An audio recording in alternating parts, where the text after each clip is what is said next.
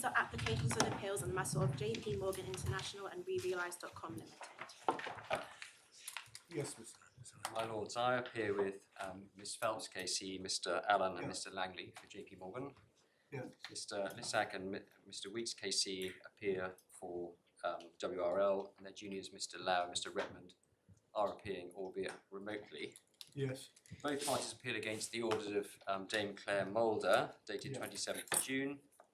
As you know, the orders were made in Part 7 and in Part 8 proceedings. There's an order in both. Yeah. The court's very JPM is very grateful to the court for accommodating this expedited appeal in the last week of term. Each party's issued two appellants. Just before you go on, yes. Just on logistics. Yes. I think you were told, at least I hope you were told on Friday that I can't sit at 2. We can't sit again until 2:30 this afternoon. Yes. And actually, Lord Justice Lewison can't sit late, so we'll have to sit from 2:30 to 4:15. Yes. And this is a normal day tomorrow. If we find we need more time, then of course at least amenable in principle to sitting early on Wednesday. But I think we all slightly feel that we ought to be able to get through this case in well within 3 days, even with a bit of truncation. Are we being unrealistic in that? No, my understanding was we were allocated 2.5 days. Oh, right, okay, well, but if there's some time available on Wednesday afternoon, I'm sure we'll finish within that. Okay, just so you know. Yes, thank you for that. The court will, I'm sure, have seen the appellant's notices, the grounds of appeal and the draft order that JPM has lodged. If you need the references for that, core bundle, tab 2, pages 36 and 50 of the notices, grounds of appeal at pages 64 to 66, draft order at 66.1 to 66.2. WRL's appellant's notices are at core bundle, tab 2, pages 8 and 20, with the grounds of appeal at pages 32 to 35. JPM's grounds of appeal arise under essentially two heads. First, valuation issues, comprising grounds 1 and 2, which relate to the construction of paragraph 3 of Schedule 1 to a shareholders agreement, to which I'll come in due course. And second, issues relating to the appointment or delayed appointment of a third valuation expert, and those issues comprise our grounds 3 to 7. WRL's grounds arise under three heads. First, the so-called one-shot issue, which is an issue of construction of the shareholders agreement, that's their ground 1.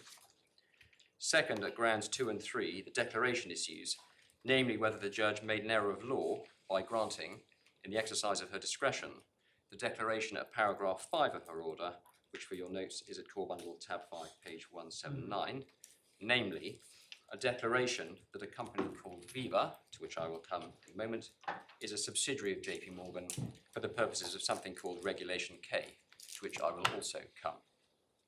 Third, as to costs. Both parties have served two skeletons, one in relation to their own appeal and one in relation to the other side's appeal. The skeletons on JP Morgan's appeal are for JPM, at core bundle tab 3B, pages 94 to 119, and for WRL at tab 3C, pages 120 to 145. And the skeletons on WRL's appeal are for WRL at tab 3A, pages 67 to 92, and for JPM, tab 3D, pages 147 to 172. Subject to the court, the parties have agreed a timetable for all submissions, which you will hopefully receive on Friday. And you'll have seen, therefore, that we propose, the court's happy with this, that we take the valuation issues and the third valuation expert report issues first, with submissions each way, then separately the declaration issues, and then finally the one-shot issue, which Ms Phelps will deal with on behalf of JP Morgan. Mr. Handyside, I'm sorry to interrupt you quite so early. Yes. The parties have provided us with quite a large number of authorities on the general approach to the interpretation of contracts. What we haven't been provided with is any of the very large body of learning about open market valuations, of which there is a considerable quantity of authority on the right approach to such an exercise, and in particular the centrality of what used to be called rebus sic stantibus and is now called the reality principle. It would, I think, be useful if you were shown quite a lot of that body of material. very well, my lord. We don't have that with us, but We don't. your lordship's Yeah. comments You have been don't. noted, and we will make sure that we have the relevant materials and that your lordships are taken to them. Yeah. The timetable, you'll have seen the timetable is provisional in the sense that we're applying a chess clock as between the parties. We'll have half the time each, and we may take a bit more on some issues, a bit less on others. That's all I need to say by way of administrative matters. Turning now to the background of the appeals. By sale and purchase agreement, SPA, dated the 24th of January 2022, JPM purchased 48.51% of the shares in a Greek fintech company called Viva Wallet Holdings Software Development SA, or Viva. It did so for a consideration of over 800 million euros, plus a 100 million euro capital contribution, which JPM was obliged to make after closing. Viva had been founded by two individuals, one of whom was Mr. Shareholders Coronis, otherwise known as Harris Coronis. Mr. Coronis is the CEO of Viva. On the same date, 24th of January 2022, JPM entered into a shareholders agreement, SHA, with a majority shareholder in Viva, namely WRL. As well as being the CEO of Viva, Mr. Coronis owns and controls WRL. Yeah. It owns 51.49% of the shares in Viva. It follows that JPM and WRL are the only shareholders in Viva. Can I take you please to the shareholders agreement, which is in the core bundle, tab 9A at page 474.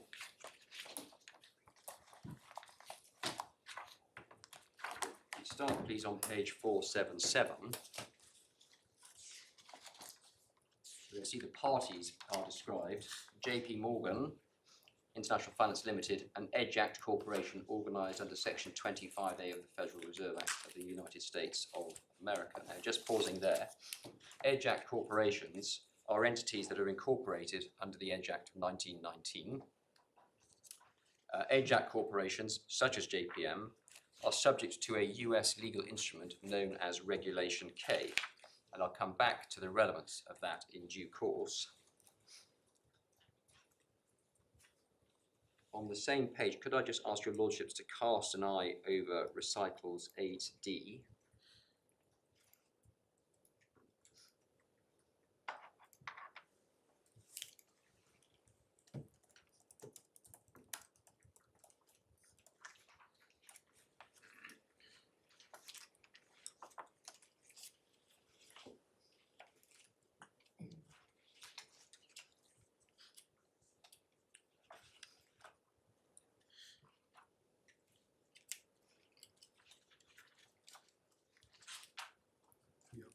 You'll see in the last two recitals there's reference to the effective date.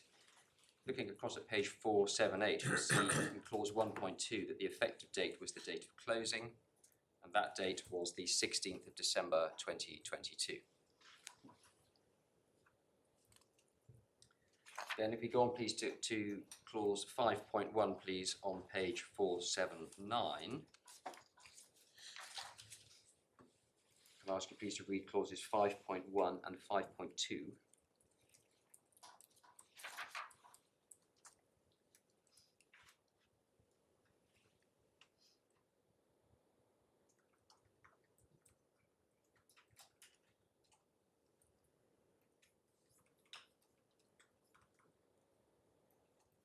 Yeah. And the point I want to pick up there is that the first two lines of 5.2, the board should be responsible for the overall direction, supervision and management of the group in accordance with the business plan. Business plan is defined on page 593 as the existing plan, business plan or any subsequent business plan. An existing business plan is defined on page 597 as the business plan for the group being document 2261 of the data room and the strategy framework. And subsequent business plan is defined in clause 10.7, and I'll take you to that in a moment. You don't need to go there at the moment. I'll come to document 2261 in the data room in just a moment. We don't have the strategy framework in the bundle, but the judge was taken to it at the trial, and if necessary, can be produced to the court. The strategy framework contained Viva's updated strategy as at the end of 2021 for the 3-year period 2022 to 2024. So updated strategy as at the end of 2021 for the 3-year period 2022 to 2024. It identified 8 strategic objectives.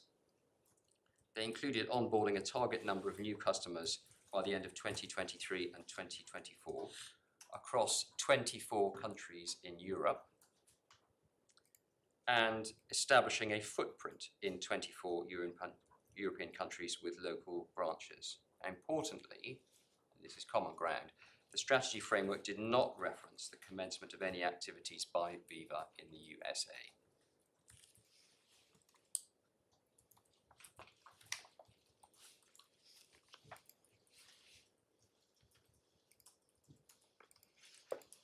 Now, document 2261 in the data room, that's to say the existing business plan as defined in the shareholders agreement is in the supplementary bundle at tab 1. Can I take you please to that document? You can put the shareholders agreement to one side for a moment, but we will be coming back to it.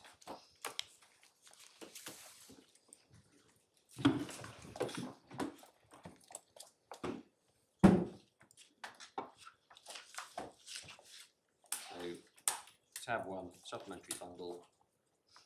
This is the existing business plan. The document is a series of spreadsheets containing actual performance data for Viva Group's business for the years 2018 to 2020 and projections for that business for the 3 years 2022 to 2024. So if we look at first at page 6, page 6 gives a summary for the entire Viva Group. You can see that the sheet, the top, gives the existing number of merchants using Viva's products, and then growth rates are assumed for future years. You'll see there's a compound annual growth rate reference at the top of the page. Just to explain the reference to merchants, Viva produces software that allows a mobile phone, to operate like a payment terminal in a shop. So you can use your phone to accept payments when people tap their card on it.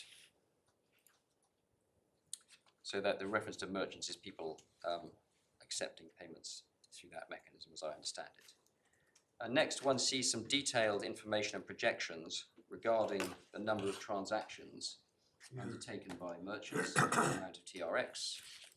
And from that, gross revenue figures are derived and projected for future years. Then interchange and you'll see interchange and scheme fees and other banking expenses are deducted, giving a net revenue. Yeah. And that's obviously actual and projected. You'll see the A's at the top of the columns for the dates, 2019A, 2018A, and then the E's for estimated. And then you've got gross profit, EBITDA, and so on. That's what I need to show you on that page. We then go please to page 9. This sheet relates to Viva Bank. One of the companies in the Viva group is a Greek company which holds a banking license. So that sheet just deals with that entity. Then at page 10, there's a company, Viva Services and Holdings.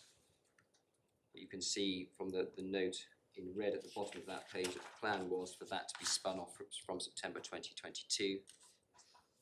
And then at page 11, we come to the spreadsheet for Viva Payments. And this is the engine room of the Viva Group. And you can see that if you look at the net revenue row, you can see that that's where the bulk of the revenues of the group generated and are projected to be generated. And again, one has actual data here, actual financial performance data for the years 2018, 2019, and 2020. You then have projections for 2021 through to 2024. Just to explain 2021, I assume the reason that that's marked as estimated is because this document was prepared before the year end, so they won't have had final figures. And then from page 12 onwards, The Viva payments business is broken down from the overall spreadsheet on page 11 into a country by country view. So you've got Greece on page 12, just look at the top left, Belgium page 13, and so on.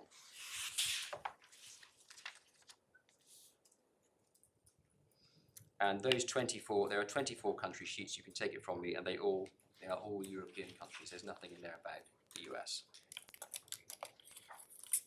So consistent with the strategy framework, the figures shown in the business plan do not contemplate any activities in the United States. Your Lordship's note that is expressly accepted by Mr. East, the solicitor for WRL, at East 1, paragraph 37, and that's core bundle tab 8B3, page 418. Can we now go back, please, to the shareholders agreement? We were on page 480, and I'd just shown you clause 5.2, the provision that the board is responsible for the overall direction, supervision and management of the group in accordance with, among other things, the business plan. Can we go next, please, to clause 9 on page 488.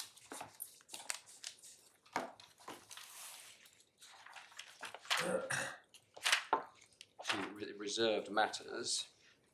9.1 provides, subject to clause 9.7 and applicable law, the company shall, and each shareholder shall, so far as it is legally able, exercise its rights in relation to the company to procure that no action or decision is taken, whether by the board, any group member, or any of their respective officers or managers, in respect of, and then B, any joint shareholder matter without prior joint shareholder consent in addition to board consent. Joint shareholder matter is defined on page 600 as meaning, bottom of page 600, as meaning any of the matters indicated in column 3 of Schedule 5. And if we then go to Schedule 5 on page 548, if you go, please, to page 552, to row 16, you'll see business plan and annual budget, adopting or amending the business plan and or the annual budget. And you'll see in column 3, joint shareholder matters, there's a tick. So in other words, if you want to amend the business plan, you need joint shareholder consent. So going back then to clause 9.1b on page 488.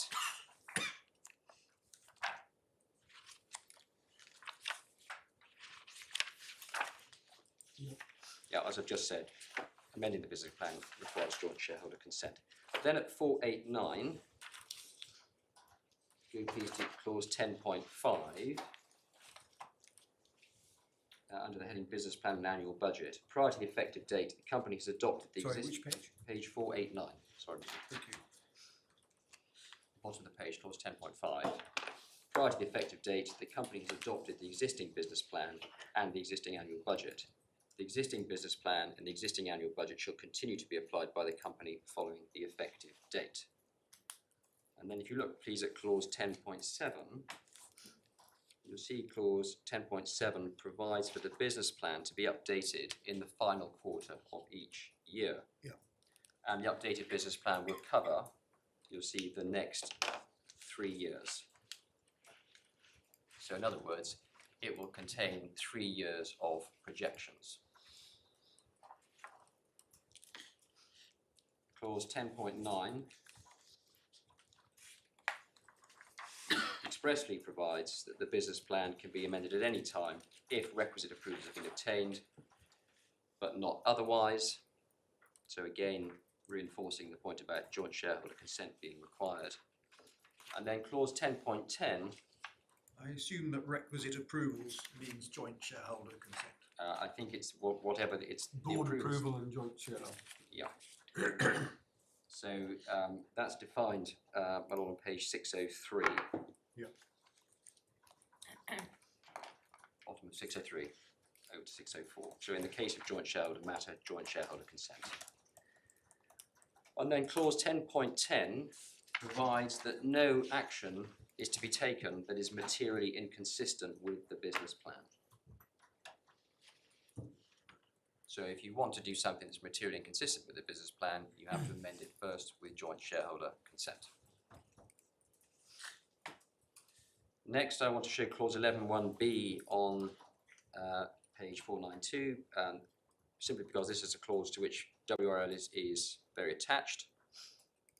So can I invite you please to read 11.1 and then subparagraph B.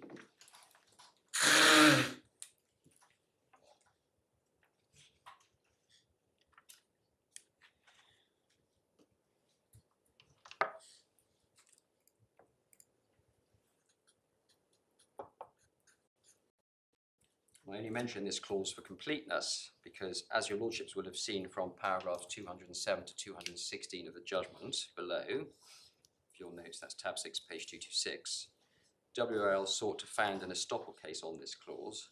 I don't need to go into that because that argument failed and there's no appeal from that aspect of the judgment. But just to remind your lordships that at paragraph 212 of the judgment, the judge held, unsurprisingly we say, that clause 11.1b does not reflect a blanket right to carry on business in the US without regard to the restrictions referred to elsewhere in the shareholders agreement. Nor does it suggest that Viva would or could ignore regulatory restrictions that are not applicable. Next, clause 12.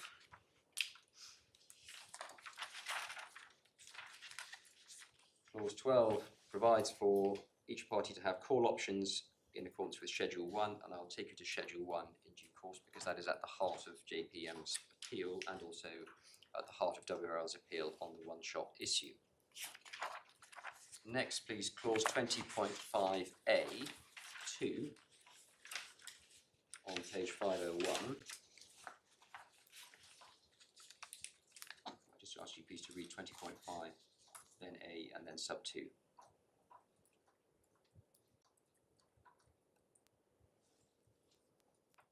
Sorry, which subparagraph? 20 point? 5 on page 501, yes. Yeah. So it's 25.5a, the chapeau, and then sub 2, 25a2.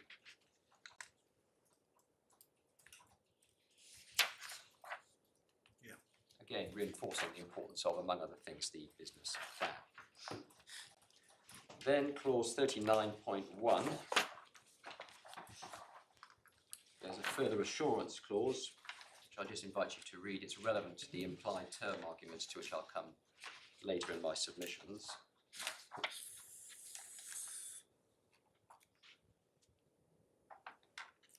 Essentially, there's an obligation on the shareholders to ensure that the provisions of the agreement are completely and punctually fulfilled. Yeah. That's the key point. And then clause 40.1 is English governing law clause. Clause 42.5, bottom of page 518, English exclusive jurisdiction clause, subject to a dispute resolution mechanism, which we don't need to be concerned about because the parties have worked through that. Yeah. And then finally, before coming to Schedule 1, can I please take you to the compliance undertakings at Schedule 15 on page 587.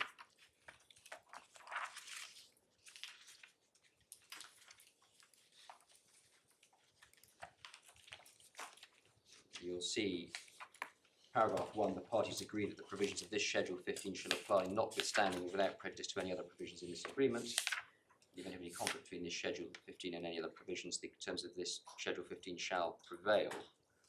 And then the relevant paragraphs here under Part B at the bottom of page 587, paragraph 1, compliance with applicable law. Each shareholder shall procure that the company shall, the company obviously being Viva, and the company shall procure that each group member shall A, comply in all material respects with all applicable law, including but not limited to any law applicable to the company or any group member as a result of the company being a subsidiary of JP Morgan under the Bank Holding Control Act. That's a US piece of legislation. C, refrain from knowingly taking any action that could result in JPM or any of its affiliates being in violation of any applicable law or failing to satisfy any applicable safety and soundness expectations. for your Lordship's notes, I'm not going to take you to applicable law, or law, sorry, is defined on pages 587 and 601. And then finally, paragraph 3, each shareholder shall procure that the company shall not, and the company shall not, and shall procure that each group member shall not, engage in any activities that JPM has notified or may notify WRL or the company are not permissible activities for JPM to engage in directly due to its obligations under the BHC Act or any other regulatory restriction. And I'll show you what WRL admits flows from that paragraph in a moment. Can I just introduce now briefly Regulation K before I come to Schedule 1? Yeah. Before coming to Schedule 1 and the central valuation issue that arises on the appeal, one needs to have an understanding of Regulation K, at least an outline. Reg K is a legal instrument entitled International Operations of US Banking Organizations. It was issued by the Board of Governors of the Federal Reserve System, the FRB, under the Federal Reserve Act. Reg K contains legally binding procedural and substantive requirements which apply to, among others, edge corporations and their investments.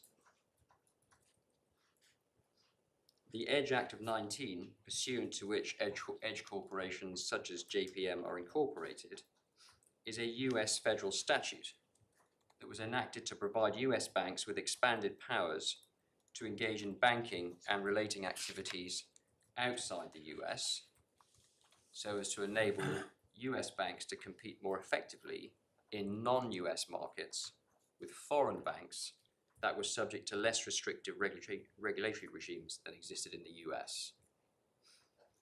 But that's only part of the picture.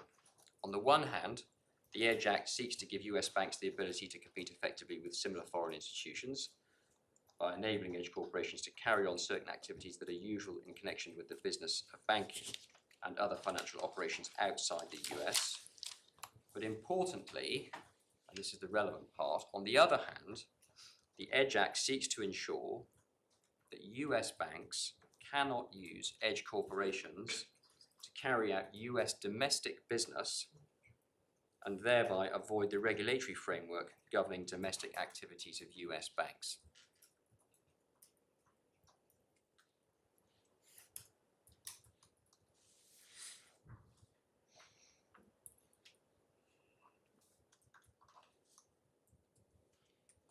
Is all this summarised somewhere? It will be in our trial skeleton, not somewhere else, but we'll find a reference for you. One of the issues below was whether Viva is, quotes, a subsidiary, close quotes, of JPM within the meaning of that term as it is used in Reg K, Regulation K. And that's an important question, because the constraints imposed by Reg K apply to the activities and investments that an edge corporation undertakes, quotes, directly and indirectly.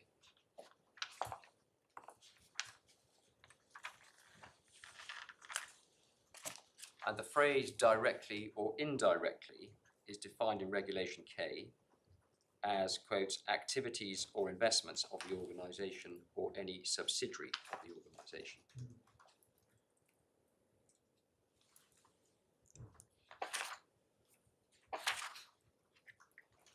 In other words, the consequence of Viva being a subsidiary of JPM for the purposes of Reg K is that Reg K imposes restrictions on the activities and investments that can be undertaken by Viva in the US.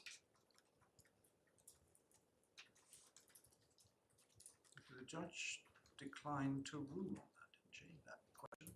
No. She ruled on the question whether Viva was a subsidiary. Yes. But she didn't make a ruling on whether the restrictions could be directly applied to Viva. That's correct, and I was just coming to that. There was a debate below as to whether Reg K applies directly to Viva as a subsidiary of JP Morgan, or whether the strict position is that it only applies to JP Morgan, such that JP Morgan would be in breach of Regulation K if a subsidiary of it were to carry out activities in the US that were not open to subsidiaries of edge corporations. operations.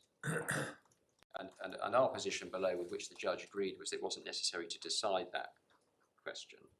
And just to remind you in this regard, the judge referred to the admission by WRL in paragraph 48.3 of its defence, which the judge quoted at paragraph 182. So can I just remind you what paragraph 182 of the judge's judgment says?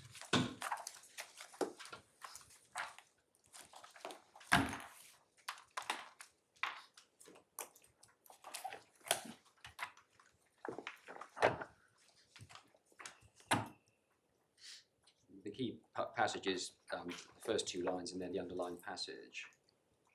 If which is not admitted, Viva is a subsidiary of JPM for the purposes of Regulation K, then it is admitted insofar as it is alleged, and then C, by reason of paragraph 3 of Part B to Schedule 15 of the SHA, which we just looked at, Viva would owe a contractual obligation to JPM not to engage in activities that JPM has notified Viva are not permissible for JPM pursuant to the US activity restrictions and the non-US activity restrictions. And that's a reference to the restrictions in Reg K, US and non-US. My Lord, there is a summary of Reg K in paragraphs 26 to 34 of JPM's trial skeleton, which is in the supplementary bundle, tab 26 at page 134.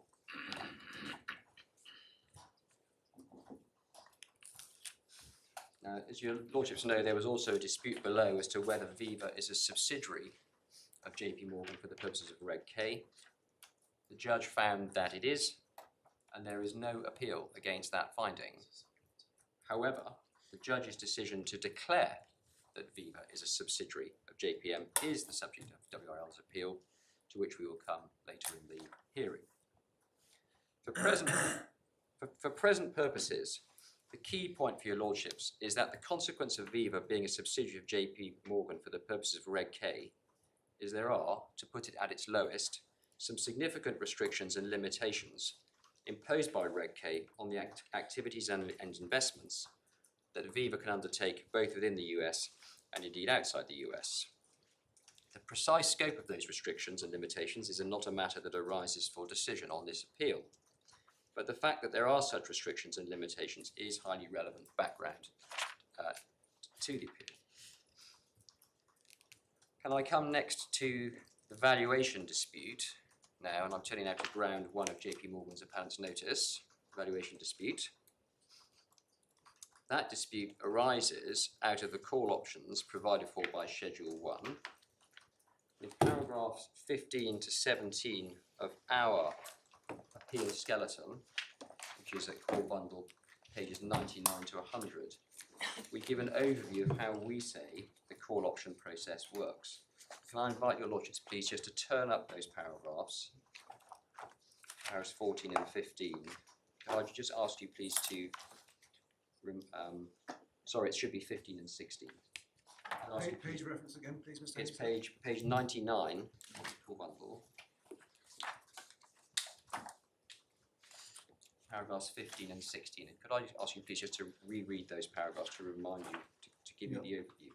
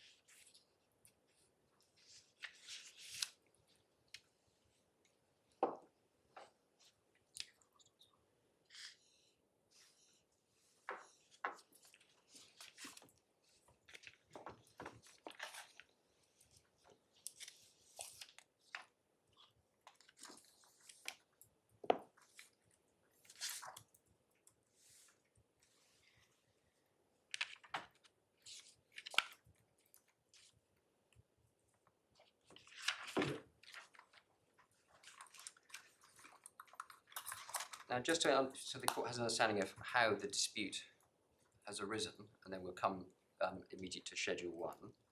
Judgment paragraphs 19 to 24 the judge very briefly describes the background to the dispute. It arose in this way. The first measurement date was the 16th of December 2023, so a year ago today, as it happens. Yes. A few days later, on the 22nd of December 2023, Viva sent a detailed letter of complaint to JP Morgan, complaining about the scope of application of Regulation K to Viva, essentially contending that there were activities that it wanted to carry out which weren't caught. On the very next day, WRL, through the same firm of solicitors, indeed the same team at the same firm of solicitors as had written on behalf of Viva the day before, wrote to JPM adopting Viva's points. There's no doubt, we submit, that these letters were both coordinated by Mr. Coronis. WRL argued that the valuation methodology under Schedule 1 should, as a matter of construction, ignore the application of Reg K to Viva. WRL further argued that fresh financial projections needed to be prepared, which assumed that Viva could lawfully operate in the US without reference to Reg K, and they therefore requested a 60-day extension to the first measurement date so that those projections could be produced on that basis, as they hadn't yet been produced. The only projections which had been produced and which had by that stage been provided to the valuation experts were the ones based on Viva's actual business plan. Anyway, they asked for a 60-day extension so that new projections could be produced and so that the valuation experts would be in a position, quotes, properly to value the group as they would have it. JPM, unsurprisingly, and we say rightly, regarded these manoeuvrings as an attempt by WRL to sabotage the valuation exercise at a time when the valuation experts' reports was already underway. The valuation experts continued with their work and produced valuations that were more than 15% apart. You would have seen from the overview in paragraphs 15 and 16 of our skeleton that what should then happen is that the valuation experts should be asked to, a third valuation expert should be asked to produce a third valuation.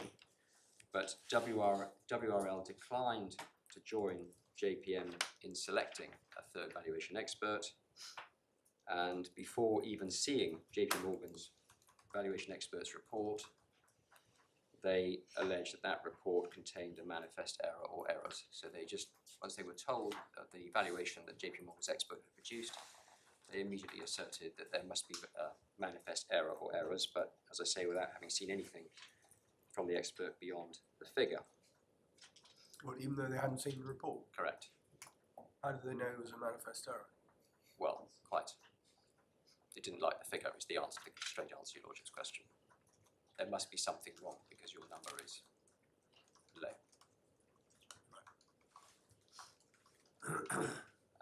WRL also objected to the appointment of a third valuation expert by the ICC, which, as you've seen, is the fallback mechanism. And indeed, they even went so far as to threaten the ICC with an injunction to restrain them from making an appointment. The consequence of all of this was that no third valuation expert was appointed before the end of the JP Morgan option exercise period.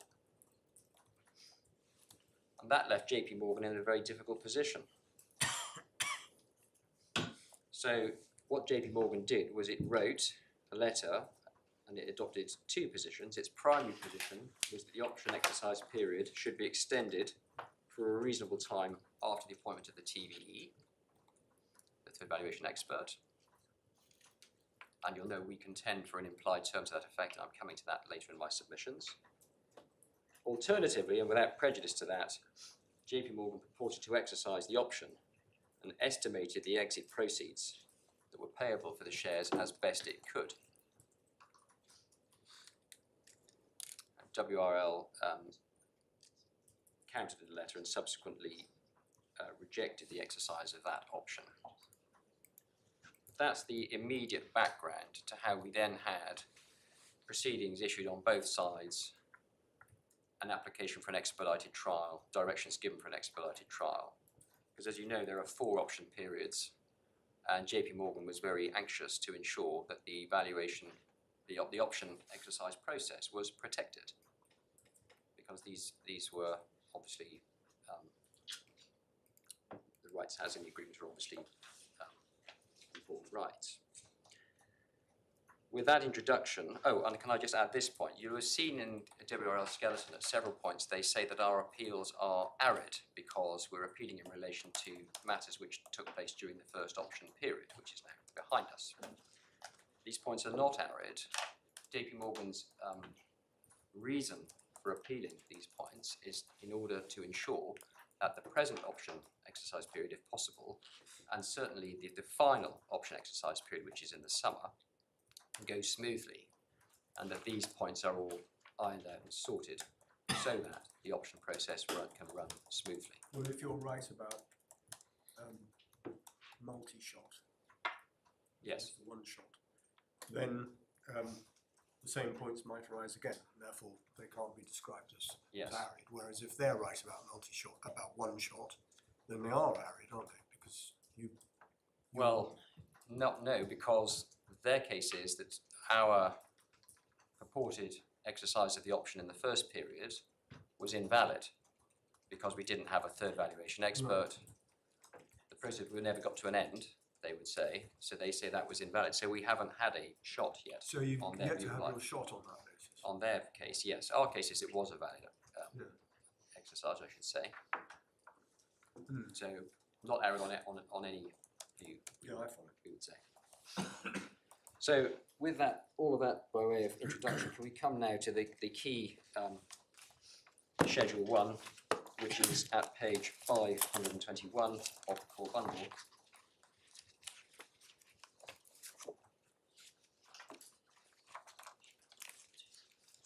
There are a number of defined terms you'll see on pages 521 to 522, and we can pick some of those up as we go along. But for present purposes, can we start at page 523, paragraph 2, which provides for the consideration for the grant by WRL to JPM and by JPM to WRL of an option to purchase the other party's shares in Viva for the exit proceeds on the terms set out in Schedule 1.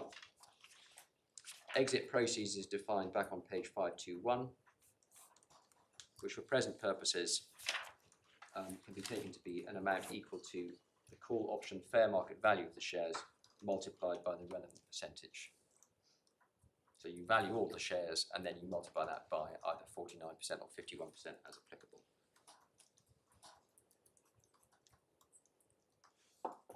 The call option fair market value is defined towards the top of the page as the fair market value of the shares as determined in accordance with paragraph 3 of this Schedule 1.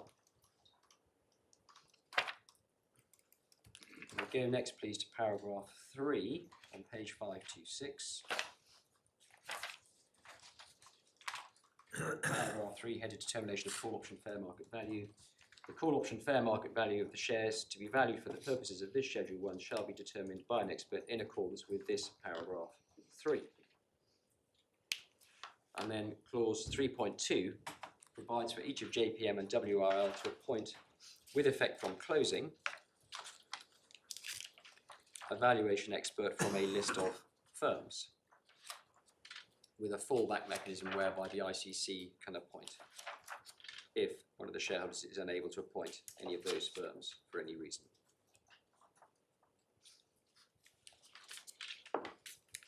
Then please can we go to paragraph 3.4. Each valuation expert shall be requested to determine the call option fair market value of the shares within 15 days of each relevant measurement date, and to state in writing in a certificate, the call option certificate, what, in its opinion, is the call option fair market value of the shares, as determined in accordance with this paragraph 3, and such value shall be a single point value and not a range. Each valuation expert shall provide a copy of the call option certificate to each of the shareholders and the company. And then can I ask you to note paragraph 3 in passing? We'll come back to this later because it's relevant to the manifest error issue which arises on our appeal.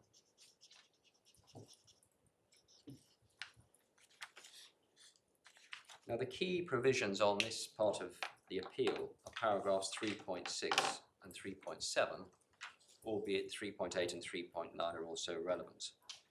And I'm going to make detailed submissions on these paragraphs, but before I do that, I want to identify the key issue that arises on ground one, and I want the court to be very clear what the issue is between the parties.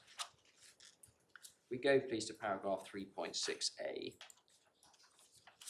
3.6a provides, each valuation expert shall exercise its independent professional judgment in arriving at a determination of the call option fair market value, which should be expressed in euro, of the shares by A, assessing the historical and projected financial performance of the group, emphasising A at the moment, but I'd invite you just to cast an eye over B and C.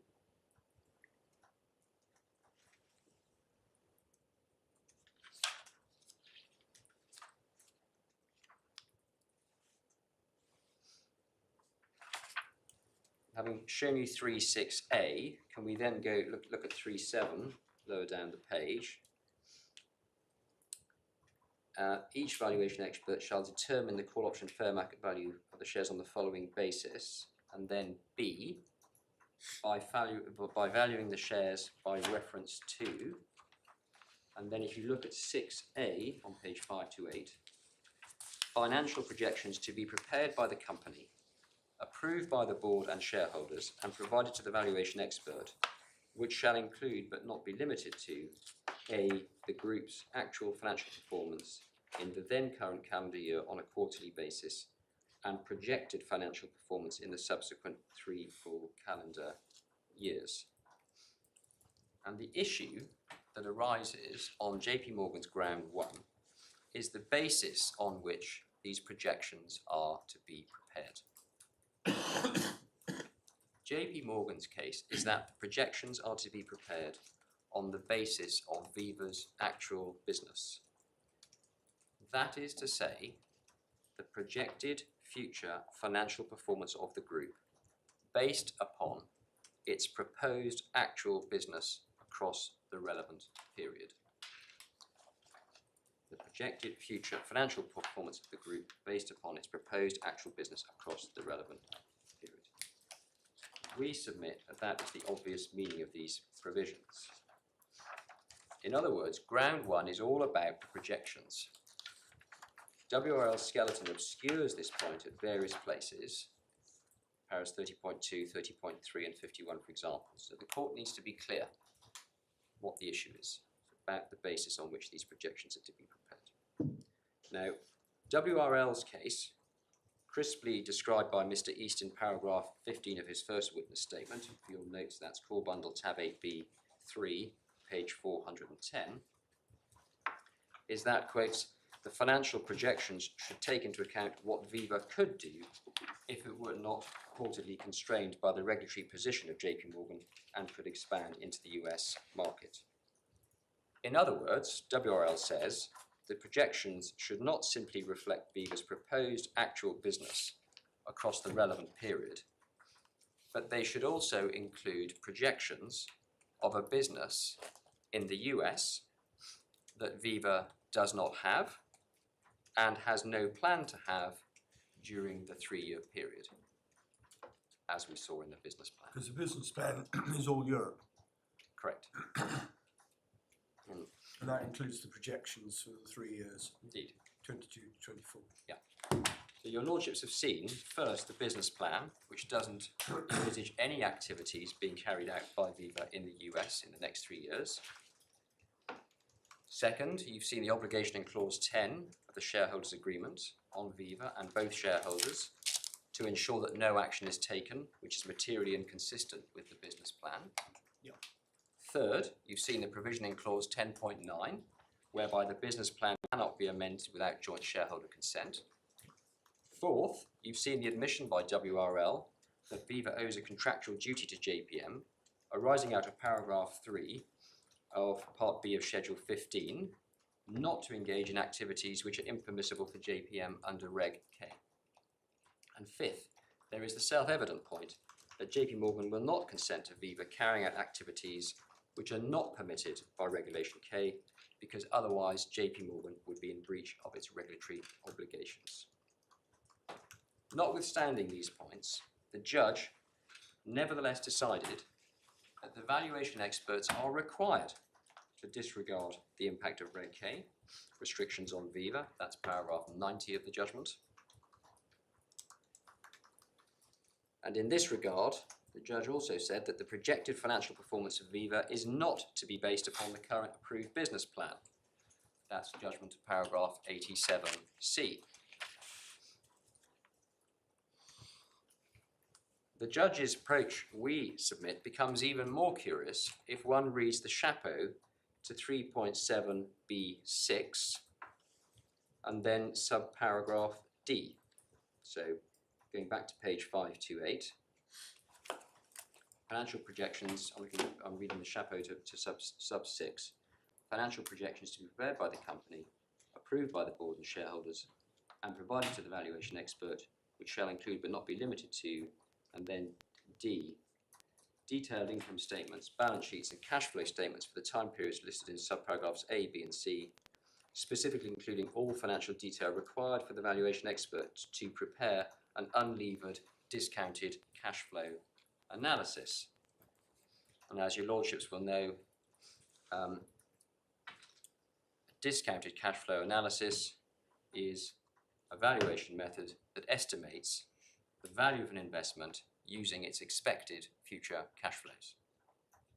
So here, under the judge's approach, we have the prospect of a DCF, a discounted cash flow analysis, being performed that treats as expected, quotes, the cash flows from a US business which Viva does not have and has no plan to develop during the 3-year period, or indeed at all.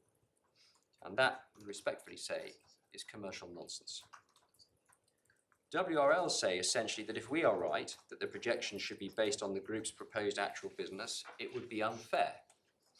The argument they make, recorded in the judgment of paragraphs 41B and C, is essentially that if the projections are prepared on the basis that Regulation K constrains Viva's activities in the US, JPM could buy WRL shares and then on-sell Viva to a buyer who is not an edge corporation and therefore not caught by Regulation K, and that would enable JP Morgan to make a windfall profit, so the argument goes, because this third-party buyer would attach significant value to Viva's untapped potential in the US market. The answer to that argument is that, as the judge records in her judgment at paragraph 96, JPM accepts that the expert valuers can take into account, when valuing the group using their independent professional judgment under paragraph 3.6b or C, the group's potential, as the judge put it, as regards what might be done in the future. And I'll come back to that in a moment, but that's a separate question from what the projections, how the projections should be prepared. So WRL's unfairness point does not arise. Can I just ask you this? Yes. Renee? If we go back to 3.7a, Yes. valuers are told to value the group as a going concern basis between willing buyer and willing seller, and they're to value, so they're to value the whole of the group, as I understand it. Yes. So, in this hypothetical world which is being created, the buyer of the shares is going to buy them all. Is that Yeah. right so far? Yes. Because you multiply the price by the relevant percentage to get the actual price. Yes. So we've got an anonymous hypothetical buyer who may or may not be an edge corporation. Yes. And if and to the extent that such a hypothetical buyer is not an edge corporation, they may be willing to pay more for the shares than a buyer who is an edge corporation. Yep.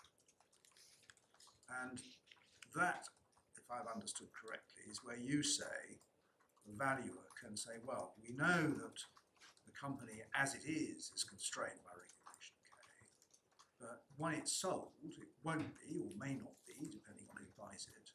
And it's at that stage that you take into account Exactly. hope value. Exactly. But what you don't do is get the company to produce projections which will feed into the expert exercise on a false basis. That's exactly it.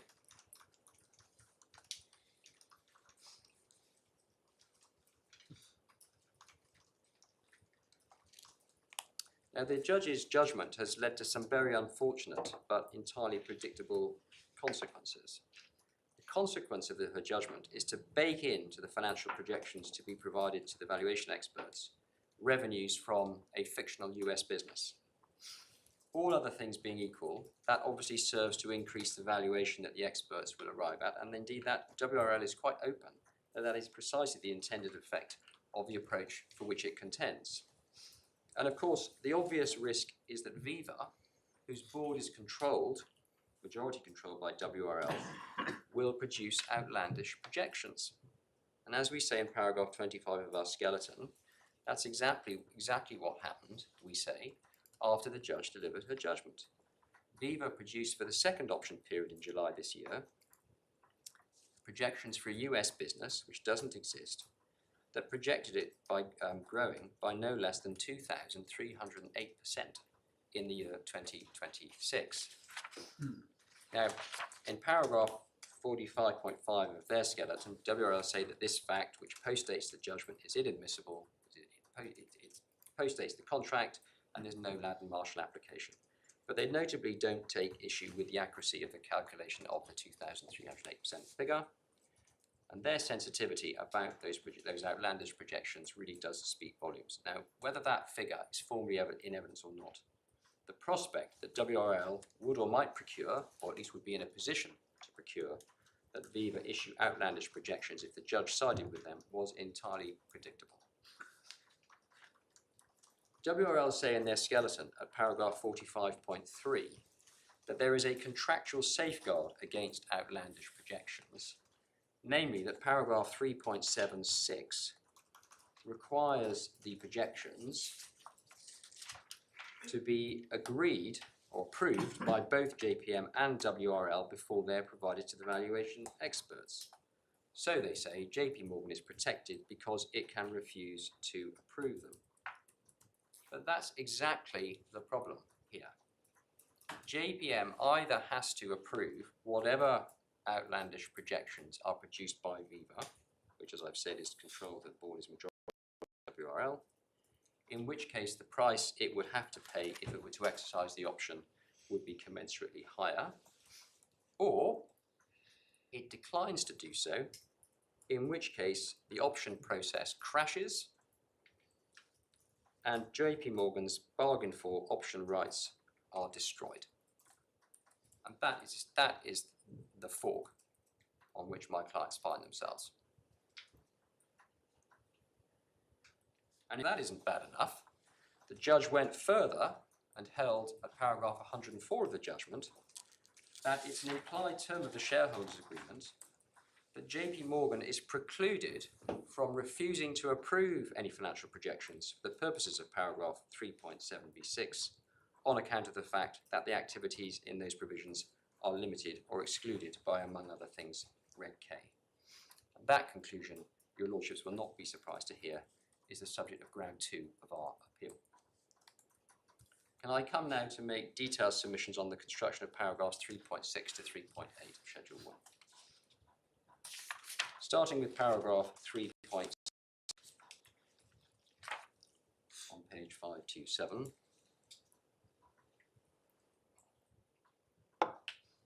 Paragraph 3.6 requires each valuation expert to exercise their independent professional judgment in arriving at a determination in euros of the call option fair market value, i.e. the fair market value of the shares as determined in accordance with paragraph 3.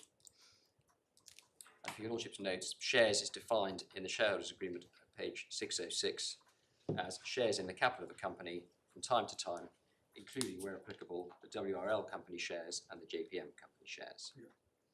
And then subparagraphs A to C, paragraph 3.6, then set out in high-level terms the methodology by which the valuation experts can arrive at that determination.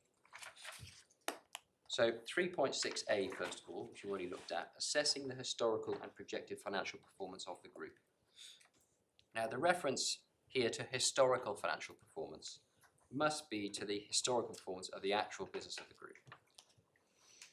Can't mean anything else. And we say, similarly, the projected financial performance of the group must also be referring to the projected future financial performance of the group based on its proposed actual business across the relevant period. Because it would, we submit, make no commercial sense to read paragraph 3.6a as meaning that the valuer should assess the projected financial performance of the group by including activities which the group has no plans actually to carry out. But at paragraph 47 of the judgment, the judge declined to accept this proposition. She declined to read paragraph 3.6a in that way, and we respectfully submit that she was wrong to do so. Subparagraphs B and C then identify other methodologies that the valuation experts can use. And the first one identified in B is a discounted cash flow analysis. And you already have my submission regarding treating cash flows from a non-existent, non-planned business as, quotes, expected cash flows for the purposes of a DCF. It makes no sense. Your Lordships will note the and/or at the end of subparagraph B. It's unclear as a matter of drafting whether that applies to all of subparagraphs A to C, so the and/or applies as between all three paragraphs, or only as between B and C. But we say it probably doesn't matter at the end of the day, because in practice, it's very hard to see circumstances in which an expert would not assess the historical and projected financial performance of the group as at least a component of their valuation exercise. So whether A is mandatory or not is unlikely to make a practical difference. Then at paragraph 50 of the judgment, if you'll note page 198, the judge, having declined to read 3.6 as we read it and said it's neutral, then said that one needs to look at paragraph 3.7 to see on what basis the historical and projected financial performance of the group referred to in paragraph 3.6a is to be determined. I have my submission on 3.6a. Our case is that on analysis, paragraph 3.7 further supports our case. Now, the judge at paragraph 53 of the judgment placed particular emphasis on paragraphs 3.7a, 3.7c, and 3.7d. I'll deal with those, but actually, if one is looking in paragraph 3.7 for further clues as to what the projected financial performance in paragraph 3.6a actually is, the obvious place to look, we say, is 3.7b6, which, as we've already seen, deals in terms with projections. But I'll come to that. So, 3.7a. Each valuation expert shall determine the call option fair market value of the shares on the following basis. A, by valuing the group on a going concern basis for an arm's length sale between a willing buyer and a willing seller, and on the assumption that the WRL company shares or JPM company shares, as applicable, are being sold in an open market. Maybe if I could just show you. Can I just ask you about that paragraph? Because there's something in it I don't quite understand. Yes. If you are to value the group on a going concern basis for an arm's length sale, I did suggest to you, and I think you agree, that you value all the shares in the group. Yes.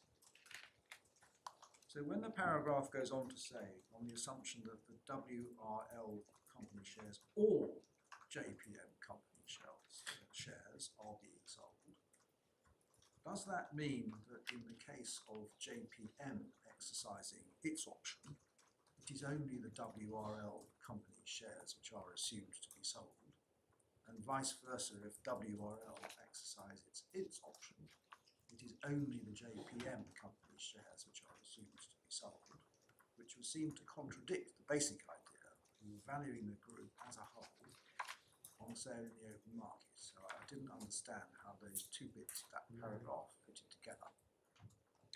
Well, our case is you are valuing all of the shares. Well, I would have thought that that was so. Then what is the tail end of paragraph A doing?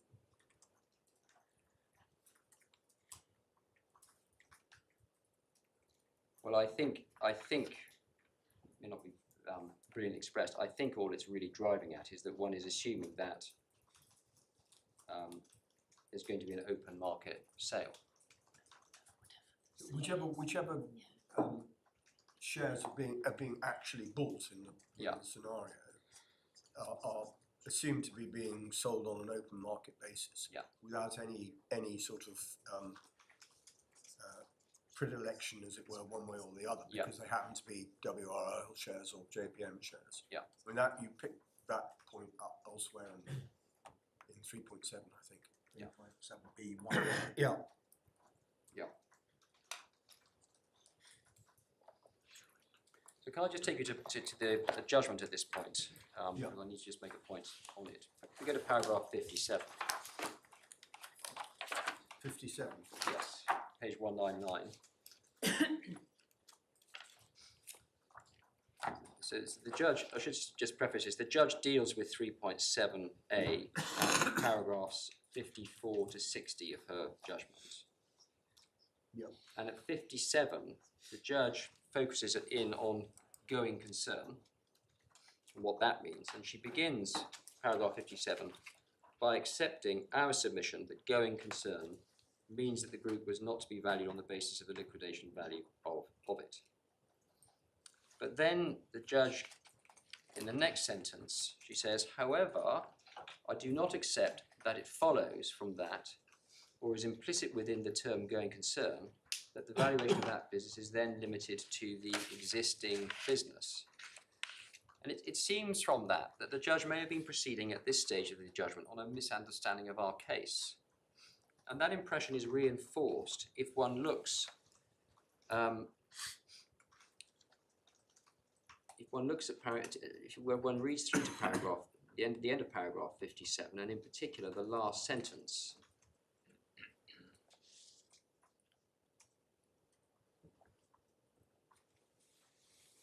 I do not think that this term gives any further indication as to how that business is to be valued, and in particular does not limit the valuation of the group to the quotes existing business where the business is projected to expand.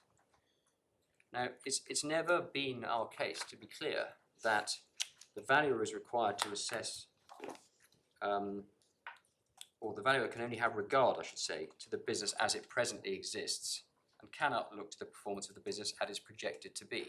Self-evidently not our case.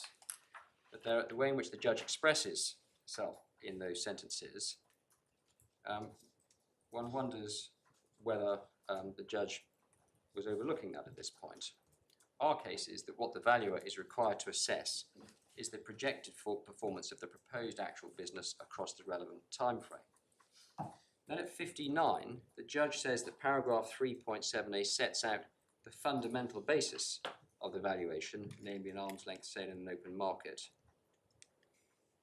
And in the penultimate sentence of the paragraph, the judge rightly acknowledges that paragraph 3.7a does not address the financial information to be provided to the valuation experts, which is set out in paragraph 3.7b. Does your lordship see that's the last? It's sort of 4 lines from the end of paragraph 59. And that acknowledgement by the judge is significant because the judge nevertheless relies on paragraph 3.7a in support of her conclusion as to how the projections under 3.7b should be prepared. That's illogical, and for that we would just give you these references in the judgment, paragraphs 53, 59 to 60, 82, 86 and 87. And then in the final sentence of paragraph 59, the judge goes back to the existing business point again. And again, that remark seems to be proceeding on the same misunderstanding of our case. Then at paragraph 60, the judge begins by observing that the value is the value to any purchaser.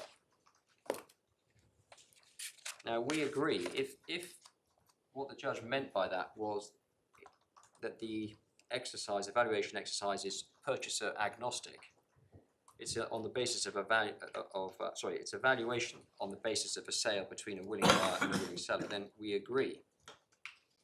But then later in paragraph 60, the judge jumps to 3.7c and then reaches the erroneous conclusion on which declaration 1 of her order is based, that the valuation experts are required to disregard the restrictions which would otherwise constrain the business of Viva, such as Regulation K.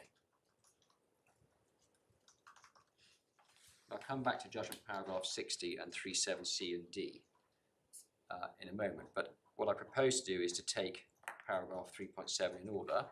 So we've looked at 37A. I want to start then with 37B on page 527. So 37B, by valuing the shares by reference to, just pausing there, what does by reference to mean?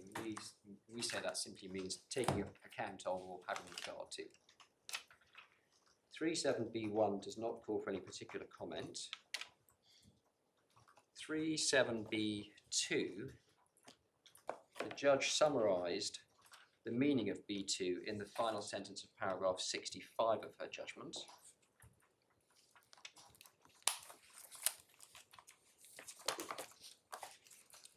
Thus, the objective meaning of the language in subparagraph B2 indicates that the value was required in carrying out his assessment of the value of the shares to take into account both the present and the future operational capabilities of the group, subject to the qualification that the anticipated future capabilities must be reasonably anticipated or expected under the ownership of WRL and JPM. And we agree with what the judge says there. But then at judgment 66, Judge says the requirement, therefore, in subparagraph B2 to value the shares by reference to the group's operational capabilities would therefore read in the context of the whole of subparagraph B to be a reference to the capabilities of the business of the nature indicated in subparagraphs B6G and not to any legal or regulatory constraints.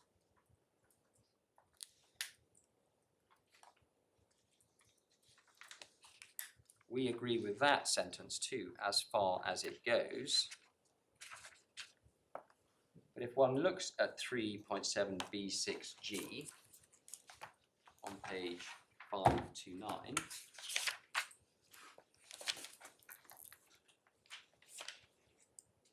other financial deliverables to be prepared by the company and provided to the valuation expert, together with the financial projections included but not limited to 1.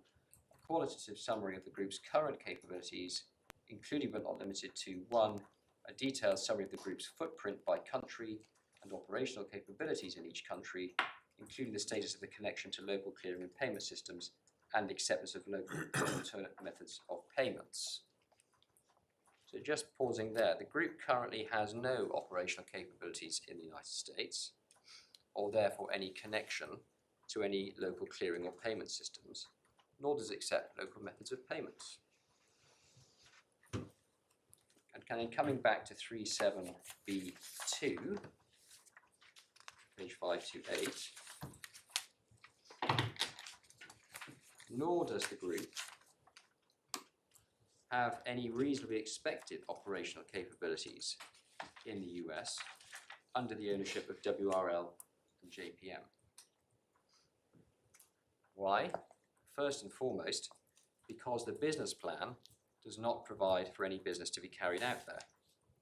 And the business plan must surely provide the benchmark for what is reasonably expected under the ownership of WRL and JPM. And second, because JPM and at least indirectly Viva are subject to Regulation K. And so far as this latter point is concerned, although the judge records in her judgment paragraph 63, and looks at that, you see the judge records in paragraph 63 the submission that JPM made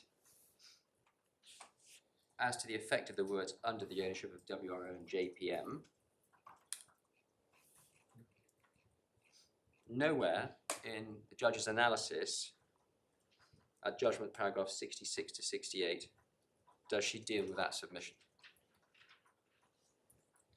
That, we say, is a serious problem with her analysis. Well, she rejects it, doesn't she, at 66?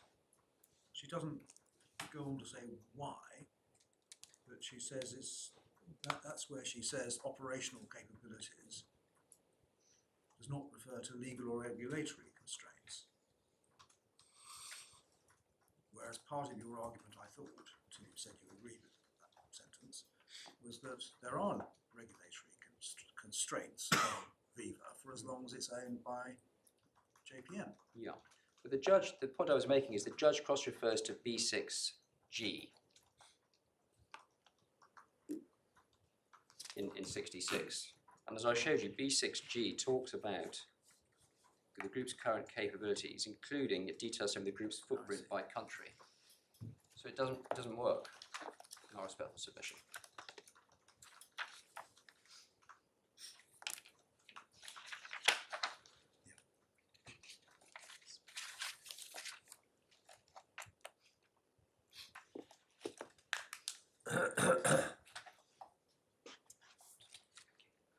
Then coming back to the agreement, 3.7b3,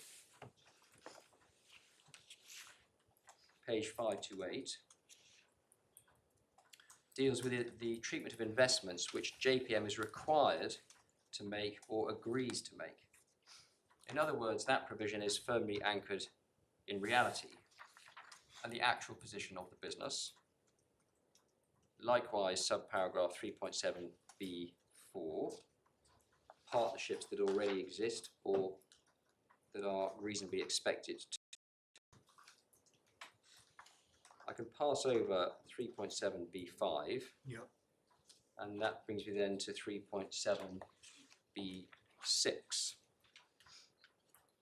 Financial projections to be prepared by the company, approved by the board and shareholders, and provided to the valuation expert, which shall include but not be limited to A, the group's actual financial performance in the then current calendar year on a quarterly basis, and projected financial performance in the subsequent 3 full calendar years. Now, the choice of that period, 3 full calendar years, is the same period that must be projected in the business plan as updated each year. Your Lordships have seen that. It's clause 10.7 of the shareholders agreement, page 490. So when the board and the shareholders are looking to provide these projections, we say the obvious starting point, the obvious place to look, is the business plan. And that is exactly what both parties did for the first option period in December 2023. Mr. East, for WRL, his first witness statement, paragraph 37, for your Lordship's note, tab 8b7, page 418, confirms in terms that the projections provided by both parties to their valuation experts for the first option period were those contained in the business plan. To be clear, we don't say that clause 3.7b requires the parties to lift and drop the projections from the business plan.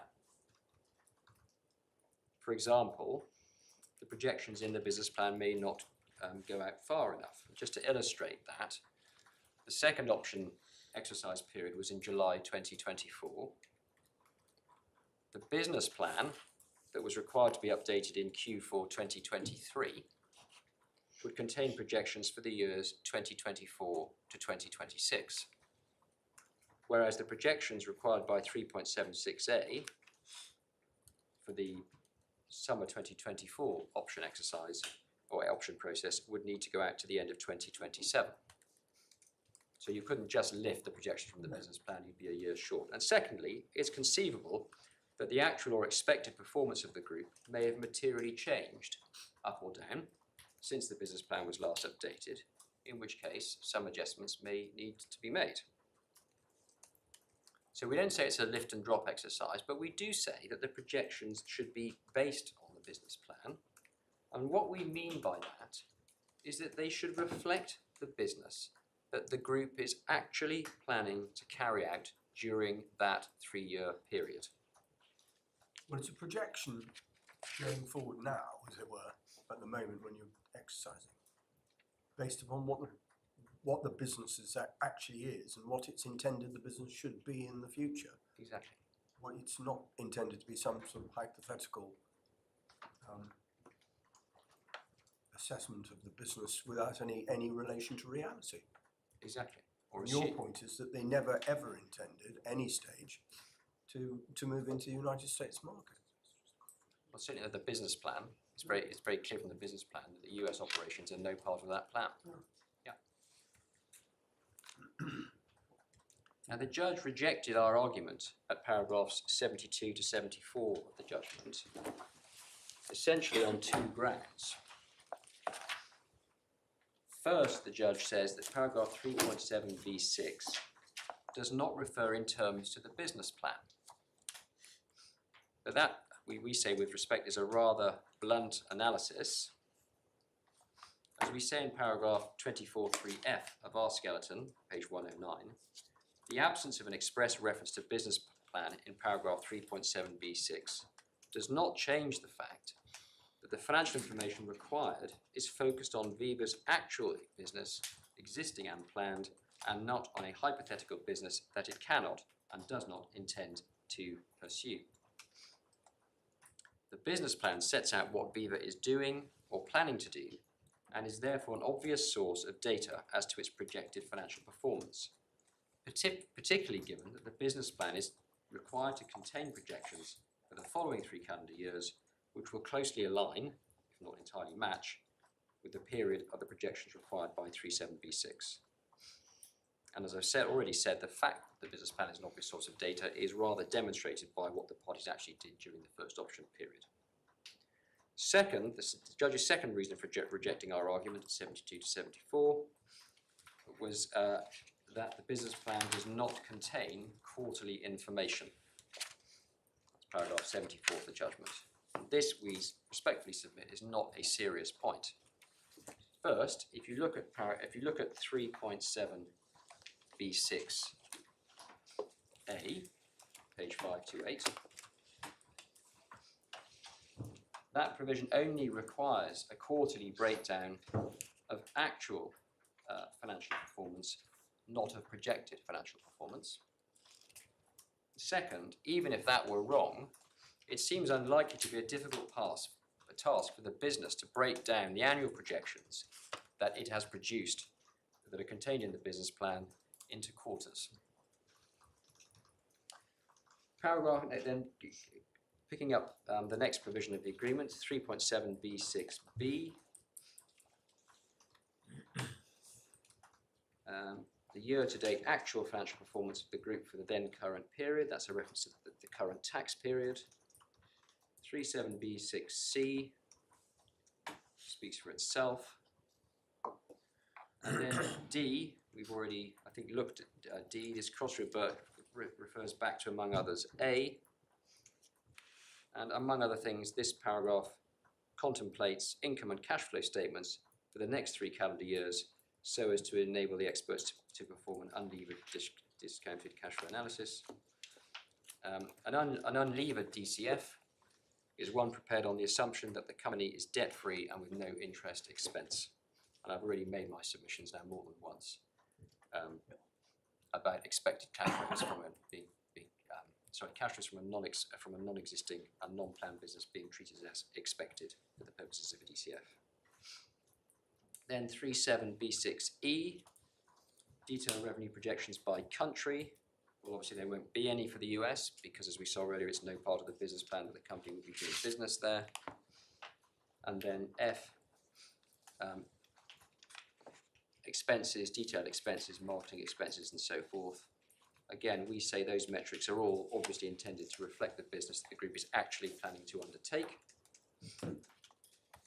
And 3.7b6g, I've already pointed to the reference to the operational capabilities in each country in the context of my submissions on 3.2b2. Then 3.7c, this paragraph requires the valuers to disregard any financial impact that may be expected to be realised or derived as a result of WRL or JPM exercising their option or otherwise acquiring shares. So it follows, for example, that if it was thought that there would be a positive financial impact on the business as a result of JPM, or for that matter WRL, acquiring all of the shares, that's to be disregarded. And that paragraph reinforces the point that the valuation exercise is intended to be purchaser agnostic.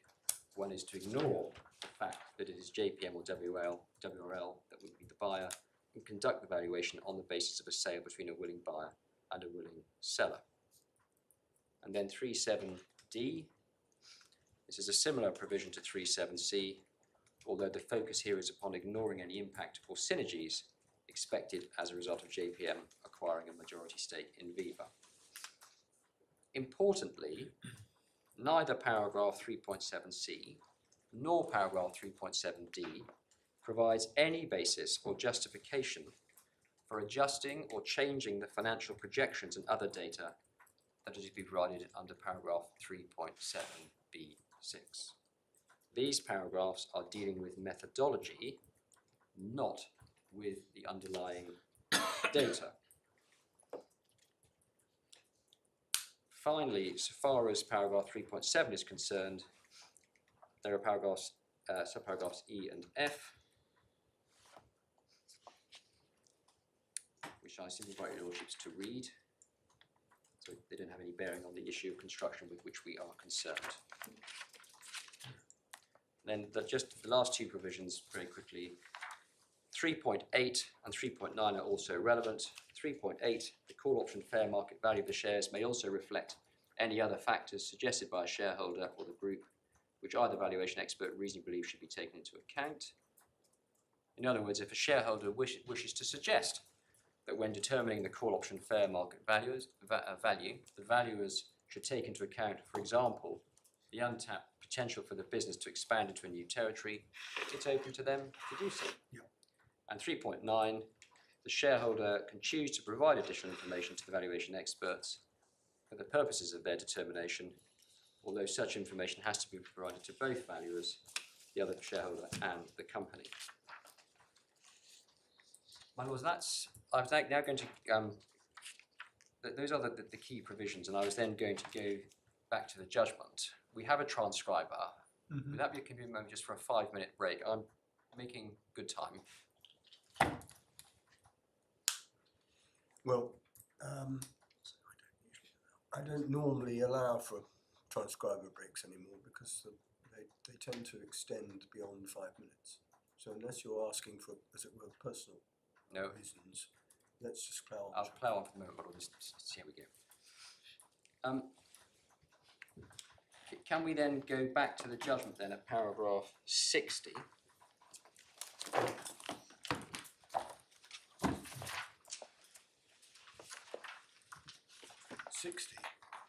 Yes, 60, page 200.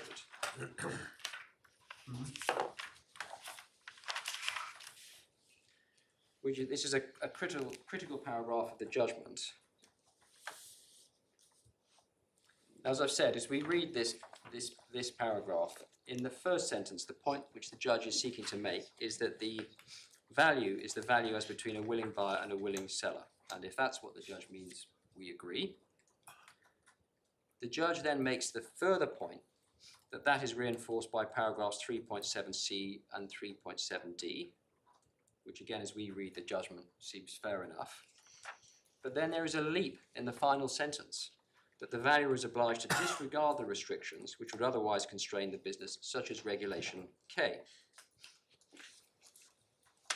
The first point we would make is that when the valuers are assessing the historical and projected financial performance of the group under paragraph 3.6a, they are simply not concerned with Regulation K or with any other restrictions on the business.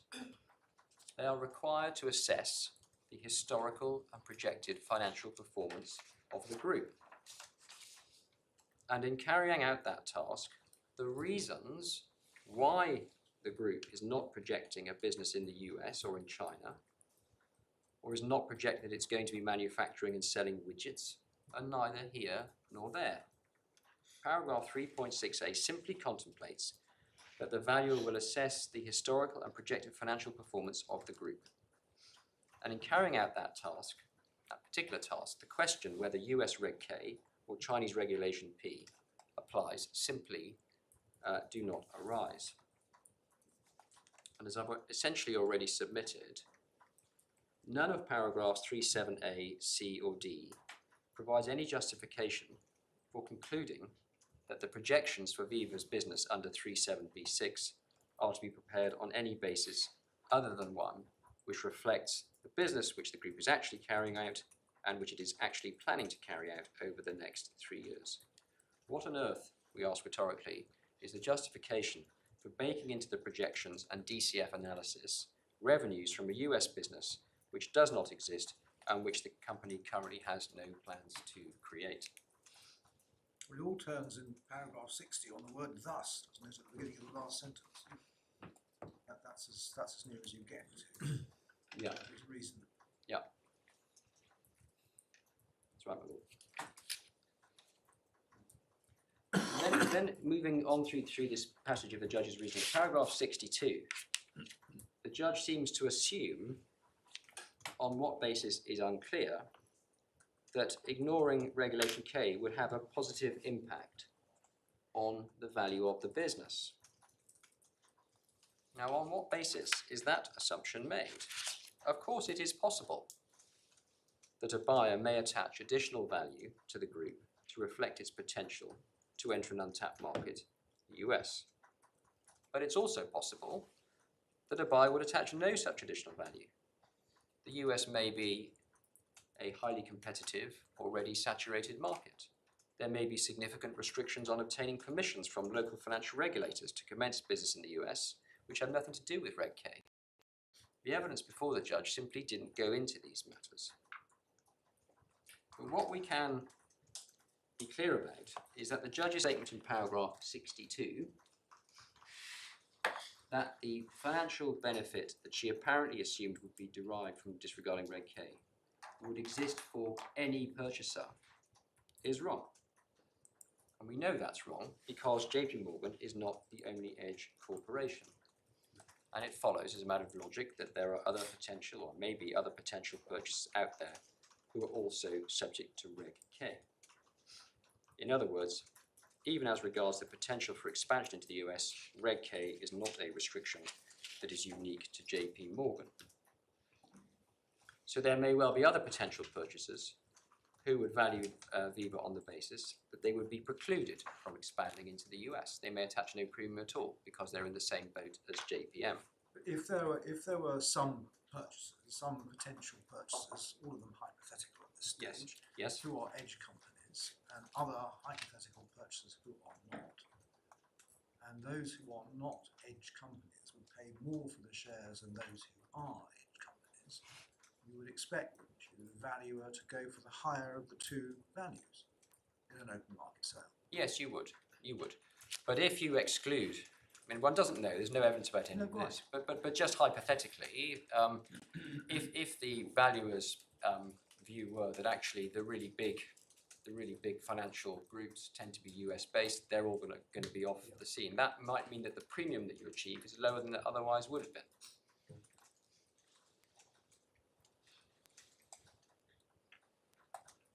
So can we go back to paragraph 3.6 of the agreement at page 527 and just see where the analysis has taken us.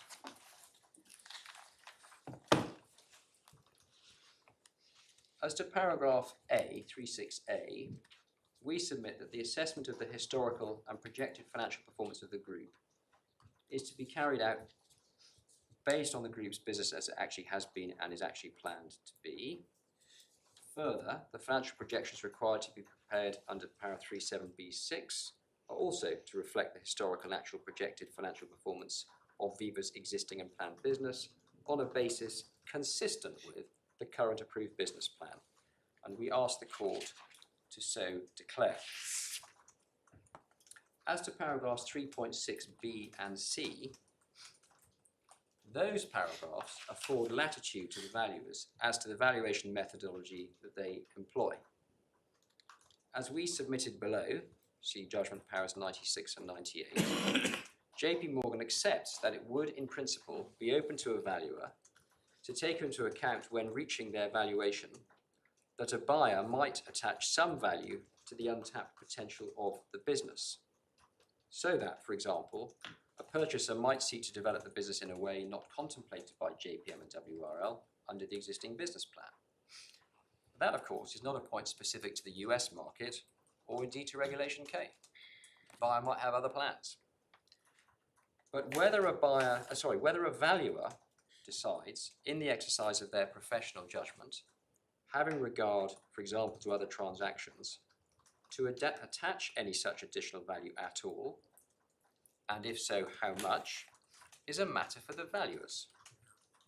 It's not for Viva, or for WRL through Viva, to bake in a particular view of the future into the projections provided to the valuers on which they may be expected to carry out a DCF analysis.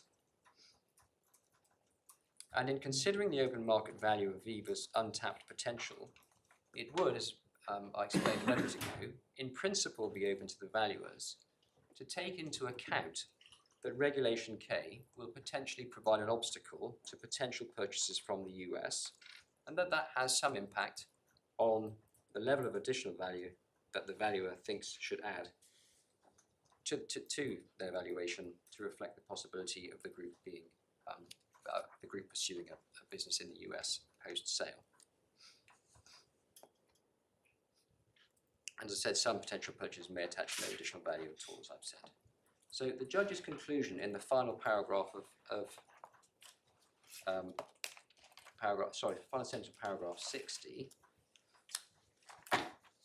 and indeed her declaration, which is at core bundle tab 1, page 578, page 178, perhaps I should just show you that.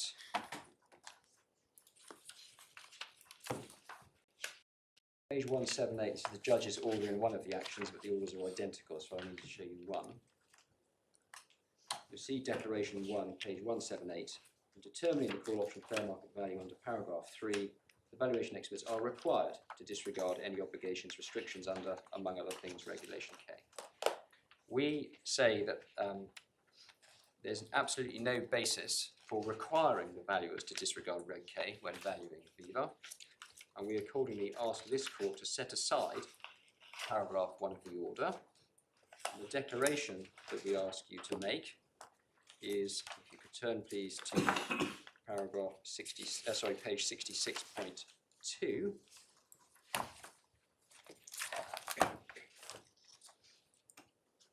Sorry, we pick it up at the bottom of 66.1. This is our draft order. Sorry, page? 66.1 should be tab 2, 3.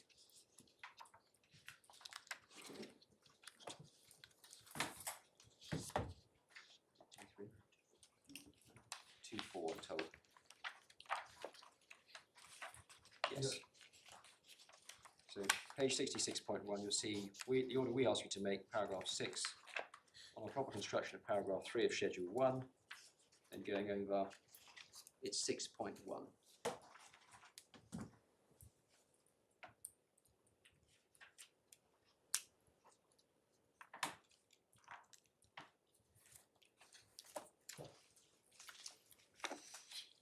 And that's the declaration that we respectfully ask your lordships to make.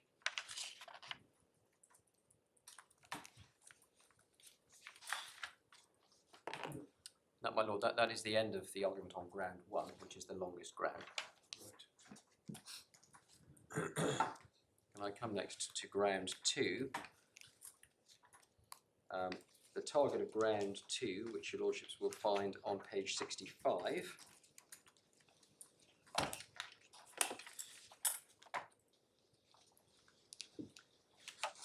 is paragraph 2 of the judge's orders and the judgment of paragraphs 103 to 104. So can I take you to the judgment first of all? Paragraphs 103 to 104.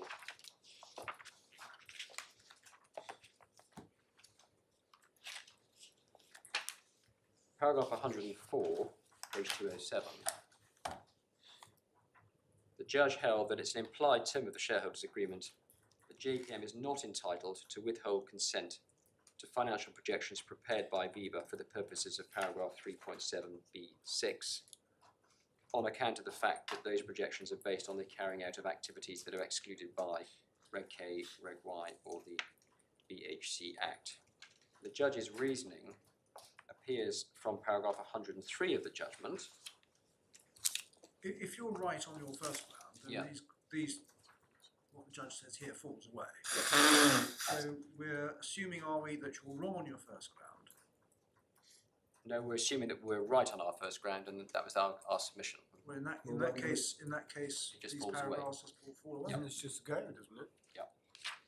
Is it necessary? Yep, that's the extent of my submission. I was about to say that, and that was it. Yeah, that was a short body. Yep. We can move then swiftly on to grounds 3 to 5. Yep. Grounds 3 to 5 relate to the appointment of the third valuation expert, and with which we deal at paragraphs 28 to 41 of our skeleton.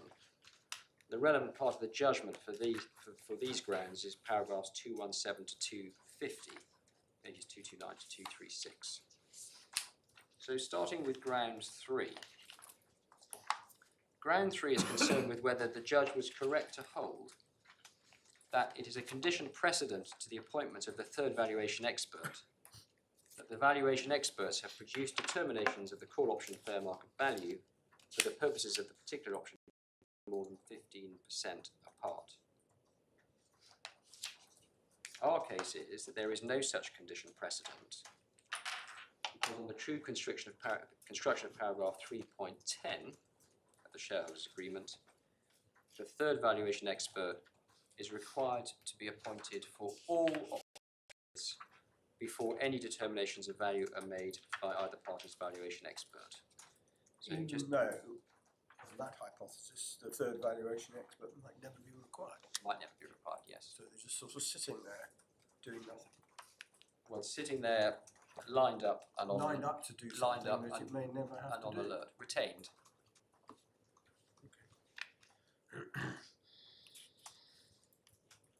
So if we could go please to paragraph 3.10 of Schedule 1, page 530.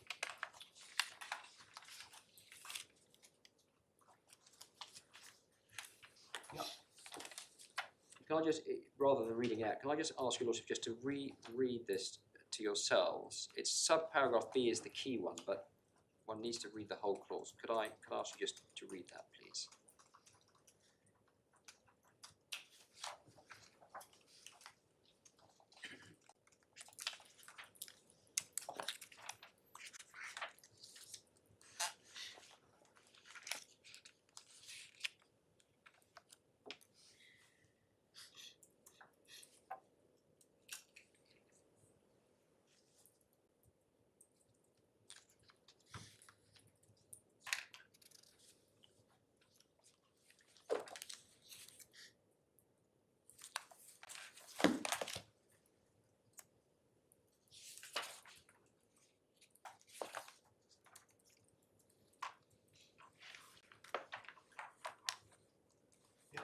No, it's fair to say it's not a very well drafted clause. It's, no. Well, whichever view is right, it's an appallingly drafted clause, frankly. Well, I mean, you say, you rely on effective date, don't you?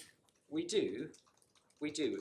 So Whereas Mr. Lissack relies upon the fact that this whole process is predicated upon the valuation experts having reached a position where they're more than 15% apart. well, Then, yeah, in that case exactly. the party shall appoint, Exactly. which doesn't really tie in with the idea that they've already done it. Well- The appointing, that is, Yes. unless appoint means something different. Yeah, exactly. So they highlight the then, Yeah. but we say if you read then as they read it, then you run into the effective date point. So because the effective date, as we know, was defined as the closing, which occurred on the 16th of December 2022. And that's about a year before the first option period, so it's sometime before any valuation exercise would actually fall to take place. But you didn't ask the ICC to appoint, did you? We did. Before the first option period, No, we didn't. No, we didn't. which you could have done. We could have done. On your interpretation. Yes, we could have done, but we didn't. So you didn't actually seek to appoint No. within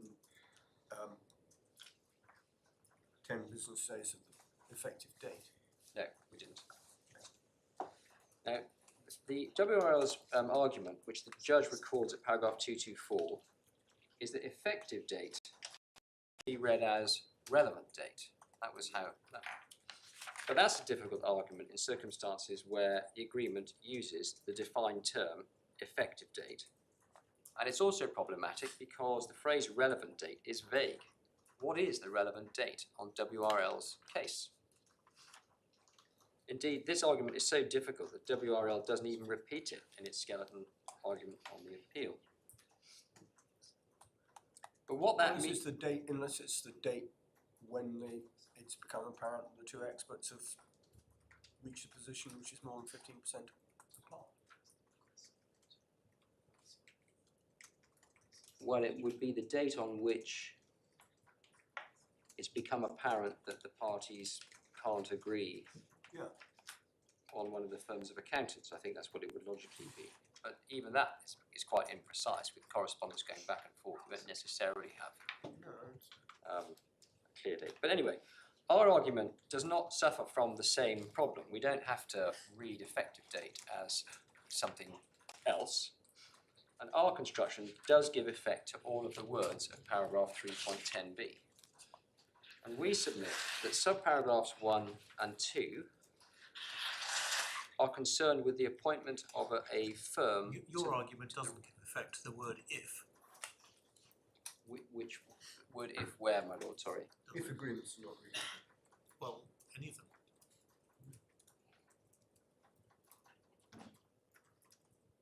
I mean, on your argument, as I understand it, there should have been an appointment from the start. Yes. So the conditionality, which the word if imposes, how does that work on your analysis? Are you looking at the if at the beginning of B2? Is that, am I looking at the right if? You can do it, I think, at the beginning of the clause or B2.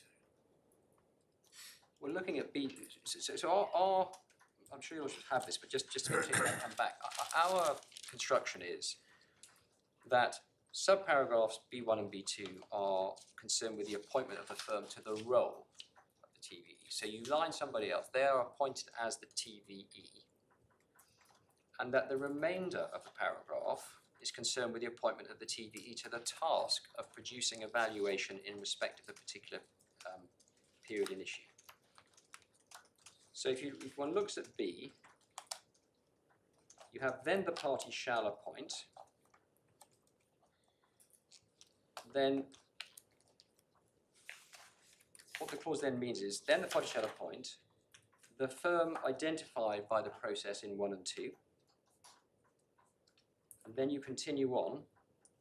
In either case, they should be requested to determine the call But option. you only get to B1 if you've triggered the clause I'm reading from the start. If the call option fair market value is determined by one valuation expert is more than 15% apart from the value determined by the others, then. Yeah. Yeah. Yeah.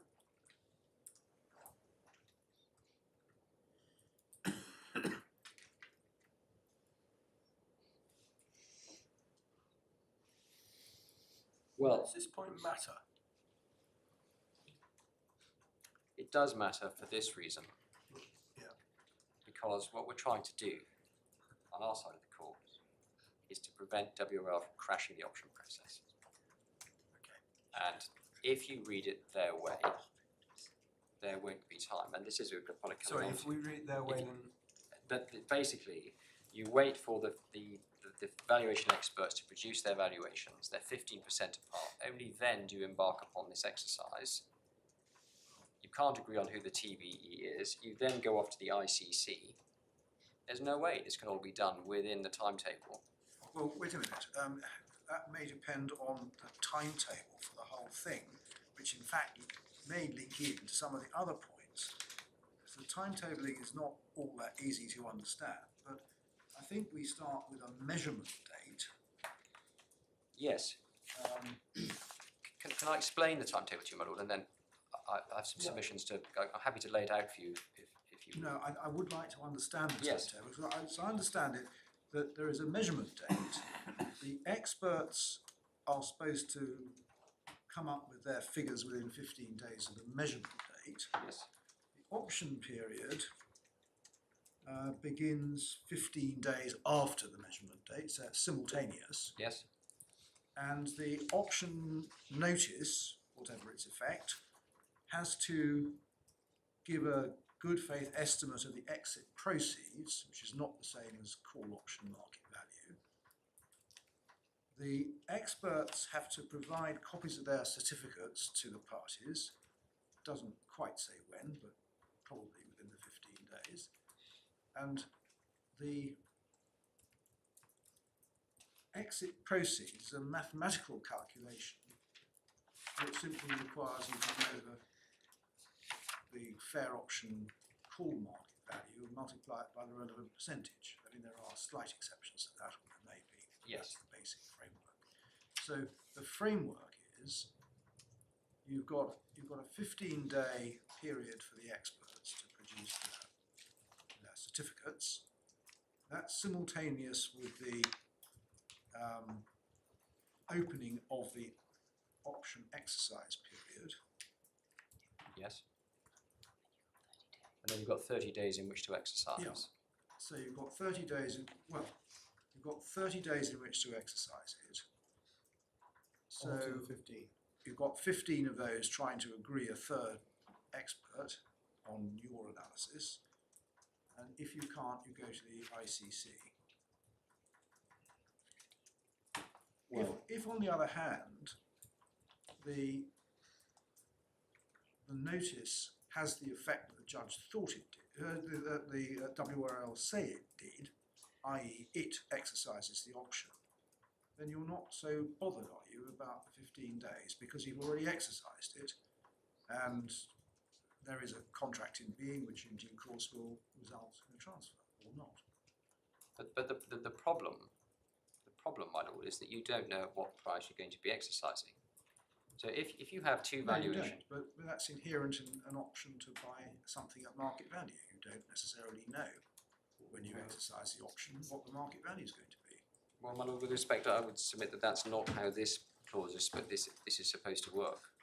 Our submission is that the way this is supposed to work is at the time you exercise the option, you're supposed to know what the price is, because otherwise, to take your lordship's example, let's say you have two valuation experts produce reports that are more than 15% apart. What's then supposed to, a third valuation expert is appointed or is in the process of being appointed when the 30 days run out. JP Morgan says it wants to exercise the option.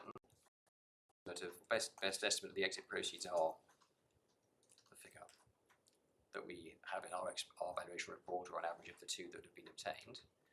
But then what happens, having exercised the option, the third valuation expert then comes in way higher. You take an average between their report and the highest of the two valuation reports, and that's the price.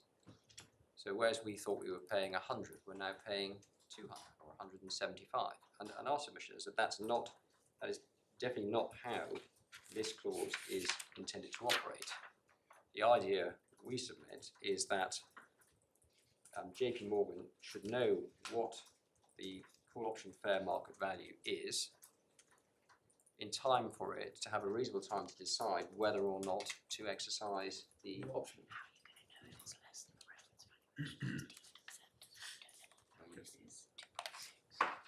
value? Just as a matter of timing, as I understand it, the two valuation experts will produce their values under clause 3.10. If they are more than 15% apart, you will know that when both valuation reports are delivered. Yes. The next step is that the two parties are supposed to agree. If they don't agree, what's wrong with the timescale that we with 3.10b2? Just give them 10 days to agree. Because if they don't agree, you then have to go off to the ICC. And I think first time around, I think it took 4 months for the ICC to make an appointment. And one can see that the ICC, you're dealing with a matter of a week, 10 days, the ICC is unlikely to be able to make an appointment in that time. And of course, it's not just the appointment that needs to happen, the expert then needs to actually take on the assignment and do the work and produce their valuation. It just doesn't work. Just as a matter, I mean, without bringing in sort of knowledge of the ICC's Yeah. sort of timetable and working, Yeah. or indeed of the third expert. I mean, one thing the clause does appear to, on everybody's reading, seems to envisage is that the third valuation expert will be able to do the job within 15 days of appointment. Whether everybody's reading that last requirement, Yes. or is that just requested to determine it within 15 days and then follow the process? Everybody's reading it as that the determination has it appear within 15 days of appointment. Well, certainly, once they've been appointed to the task of producing their valuation, the contract proceeds on the basis that it's realistic that it'll be done within 15 days. So, and you're saying that's unrealistic as well, right? No, I'm not saying that's unrealistic. What I'm saying is unrealistic is if on our case, as you know, the third valuation expert is appointed to the role within 10 business days or can be appointed from the outset. They weren't in this case, but the way the contract is drafted, what's envisaged is that the third valuation expert is identified. Either you've agreed it and they're appointed, or you haven't and you've gone to the ICC and they then make an appointment. You've then got your third valuation expert in place. And then what's envisaged is you get your two valuation expert reports that are more than 15% apart. You then request, bottom of 310, the last four lines of paragraph 3.10, you then request the TVE to actually undertake the task. But all the appointment stuff has been got out of the way a long time before. So it's just simply asking them to do the task and they get on and do it. And the expectation is that they can do that within 15 days, as I say. Does that mean you're saying that in order to make the rest of this clause work, what I'm struggling with is,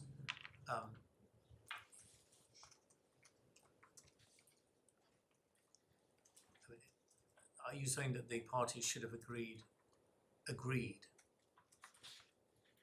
themselves a third expert under clause 3.10b1 from the outset?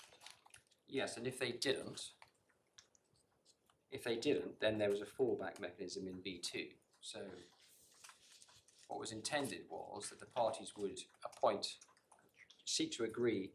But how does the third valuation expert then comply with the tail end of that piece and determine the call option within 15 days of appointment? Because appointment, I'm trying to explain our case. There are two different ways in which the word appointment is being used in this clause. There's appointment to the role of TVE, lining up the expert, if I can put it that way. And there's the appointment of the expert to the task of carrying out the particular valuation in the particular option period. And our case is that B1 and B2 are concerned with the appointment of the TVE to the role, and that this happens within, or can happen within, any time after 10 business days, the effective date. You can ask the ICC. So you're supposed to agree that firm at the outset. And they are then lined up, and they are then in a position, when looking at the last four lines, when they are then requested to determine the call option fair market value, they are then in a position to accept the appointment to the task of the particular valuation and to execute it within 15 days. So just coming back to the clause. Your point, as I understand it, is that if you look at the timetabling of the various dates from the measurement date, which is a 15-day period, and there was a 30-day option exercise period. Yeah. You just can't. If you had to appoint the third valuation expert,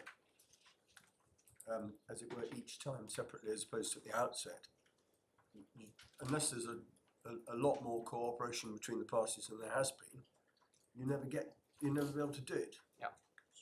And if you don't do it, the option process will not function. Yeah. So in a way, looking at this as if it was trying to explain this, if one can almost put brackets around 1 and 2, round brackets as though it's some sort of equation. That's a self-contained, 1 and 2 are a self-contained exercise for appointing the TVE to the role. And what the first 4 lines and the last 4 lines of B are then doing is saying you appoint whichever firm is spat out from that process to the task of carrying out the valuation in the particular option period. What's this point? Could I just have a moment, please, on one? Yeah, sure.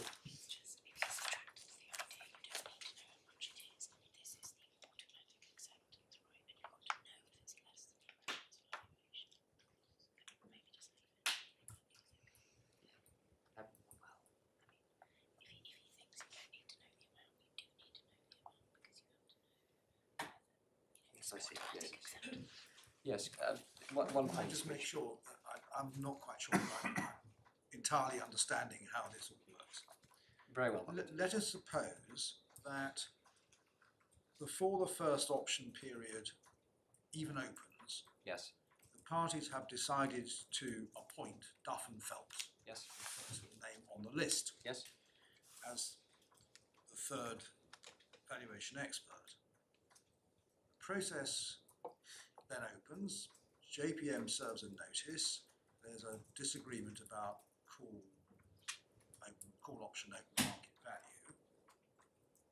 Who is then going to appoint a person, Duff and Phelps, if anybody is, to resolve the disagreement?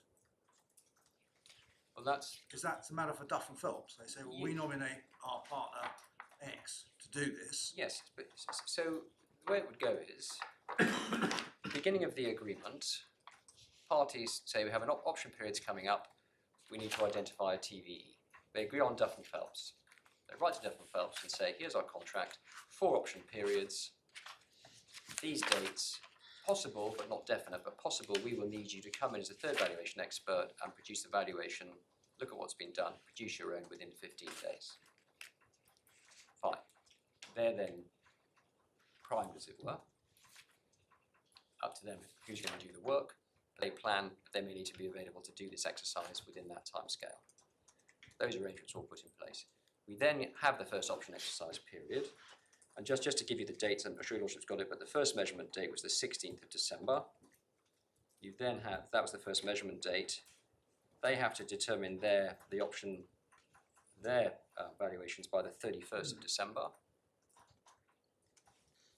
That date is also the JPM first option exercise date.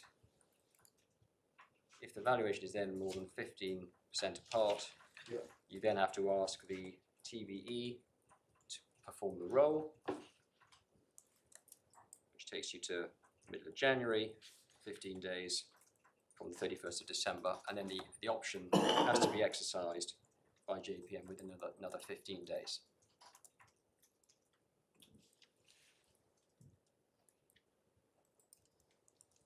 So it just can't have been, we say it just can't have been intended that you leave this appointment of this TVE both to the role and to the task until a time where there's 30 days left for everything to happen and for the option to be exercised. There won't be time.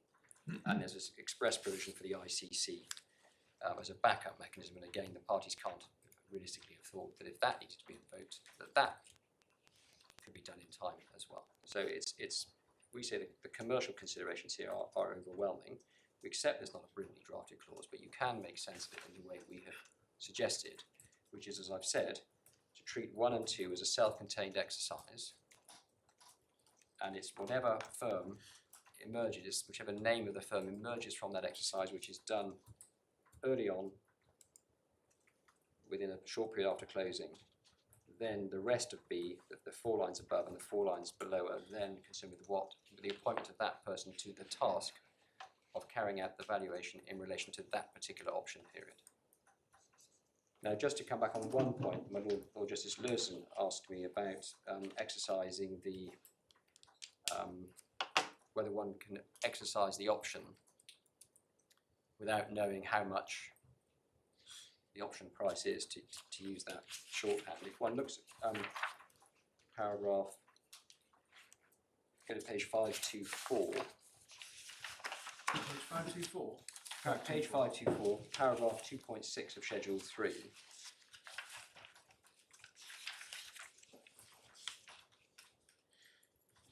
first three, is it? Yeah. So your lordships will know that Sorry, where are you? page 524, 524. yeah, paragraph 2.6 of Schedule 3. 2.6. Yeah. Your lordships may know that the way these options are designed is for the first three option periods, there's a reference valuation, which was 5 billion. 5 billion, yeah. If the reference valuation comes out at less than 5 billion for the first three option periods, WRL can decline to accept JPM's exercise of the option. Yeah. And the shares are not shown. But in the fourth option, that floor disappears. So even if the valuation for the fourth option period comes in at less than 5 billion in the fourth period, they can't stop us from buying if we want to. But the point I'm wanting to make is that you have to know what the reference valuation is to know whether WRL are entitled to serve a notice refusing to the exit. You have to know what the figure is to know whether they're entitled to block the exercise of JPM's option or not in the first three periods. I'm not sure how that works on your interpretation, because WRL has to reject the call option by written notice within 10 written days of receipt of the JPM exercise notice. So if you're envisaging this long protracted process of valuation and disputes, you've got to complete all that within 10 days of receipt of the exercise notice.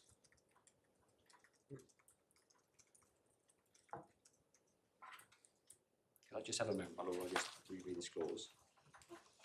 All of which suggests that all the valuations has happened beforehand. Because otherwise it just doesn't make sense, does it? Because let's say, for the sake of argument, let's postulate that the experts are actually within 15%. Yeah. In due course. One was at 6 million and one was at 6.1 million.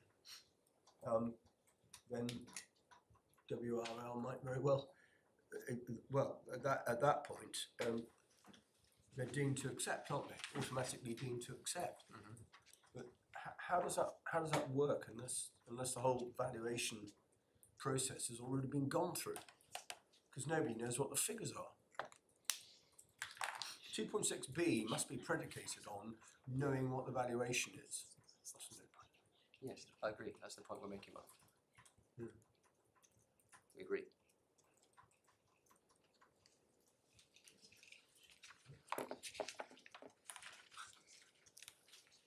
Well, I don't know where that leaves us really, Mr. Handyside. Well, we would say, I think, just first of all, there are two rival constructions. First of all, we all agree that this is not a brilliantly drafted clause. The court's just got to try and make sense of it. Yeah. That's the territory we are in here. The rival interpretations are, on WRL's side, you have to read effective date as not meaning effective date, but something else. On our reading of the clause, if you draw a distinction between appointing to the task and appointing to the role, you can make sense of the clause. And we don't have to invite the court to ignore language or defined terms. And the commercial practicalities on our side, we say, are overwhelming for the reasons that we've been discussing around the timetable. Whereas on the other side of the court, the only commercial arguments that WRL put forward is that it doesn't make sense to appoint the TV at the outset where such a value may never be needed. And that it would make sense to appoint the value at the time they're actually needed in order to make sure that they've got capacity to deal with evaluation. But we say those are pretty feeble arguments when you weigh them in the balance against ours. there's no issue with retaining professionals, having them available, lined up and ready to go with a particular task. They know what the scope of the task is going to be. They know what the timing is. There's no problem in that. Lining them up in advance is no big deal, we say. And if you go to the judge's judgment at paragraphs 230 to 235,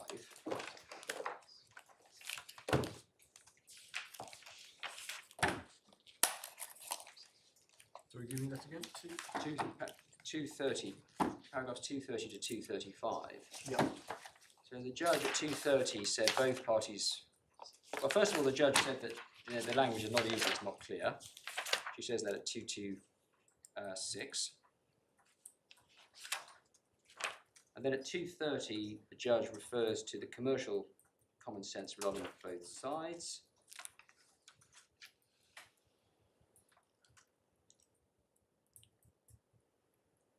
And then at 232 and following, the judge actually decides the point by really comparing this clause with para 3.2, which deals with the appointment of the valuation experts. And we submit that it's not, that the court can't really get much by comparing 3.2 with 3.10, because, and we do this at paragraph 115 bar skeleton, 3.10b is a complex clause which is seeking to do several things at once. It deals, we say, with the appointment of the TVE to the role and how that is to happen when the parties cannot agree. That's the first thing it does. Second, it deals with the circumstances in which they are appointed to the task and how and when that is supposed to occur, so the task of a particular valuation. And it deals with what they are then to do. Whereas 3.2 is a much simpler clause, which simply deals with the appointment and of each party's valuation expert. Now, ultimately, it's a question for the court as to how to interpret the language that the parties have chosen to use in 310b. But we say our construction is the only available construction, which does give effect to all the words used in the clause. And it also means that the parties will have agreed arrangements for the appointment of the TVE that are practicable, and which ought not to lead to the JPM option being timed out, which cannot have been the intention of the parties that should happen. Well, unless I can assist you further, those are my submissions on ground 3. Right.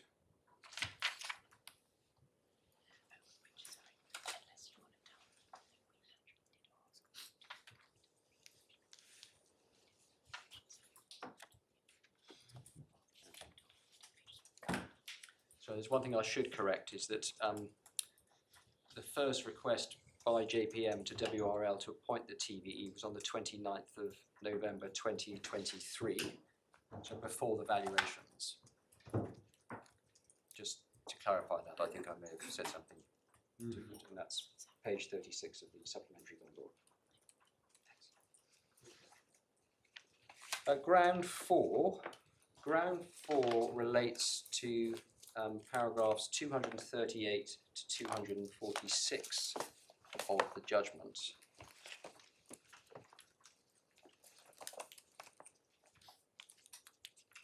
This is the manifest error point. Yes.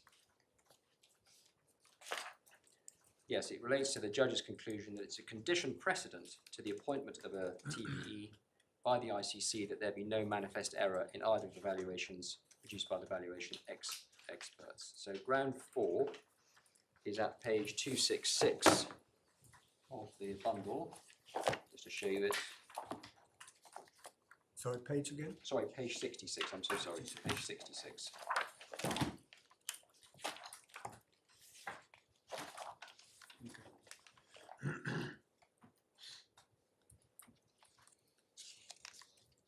And that the target of ground 4 is paragraph 3.1 of the judge's order, which you have at page 179.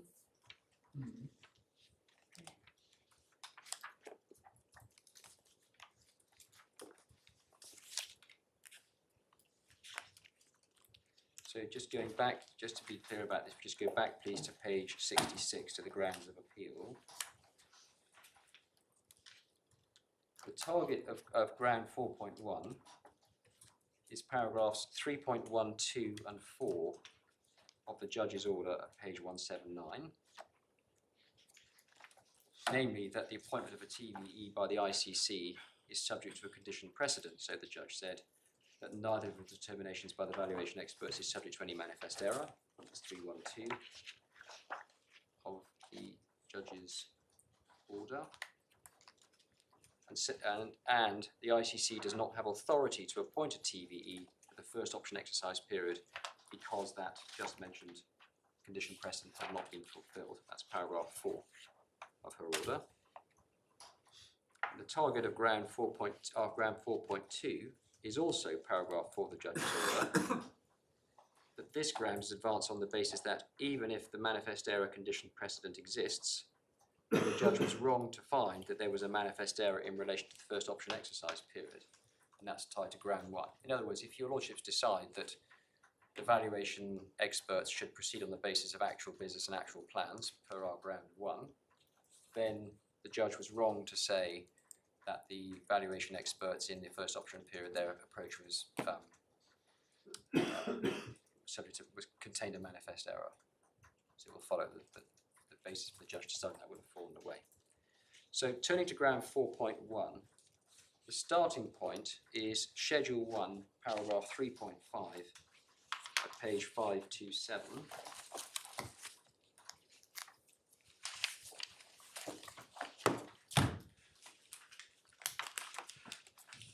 In particular, the words, save in the case of fraud or manifest error,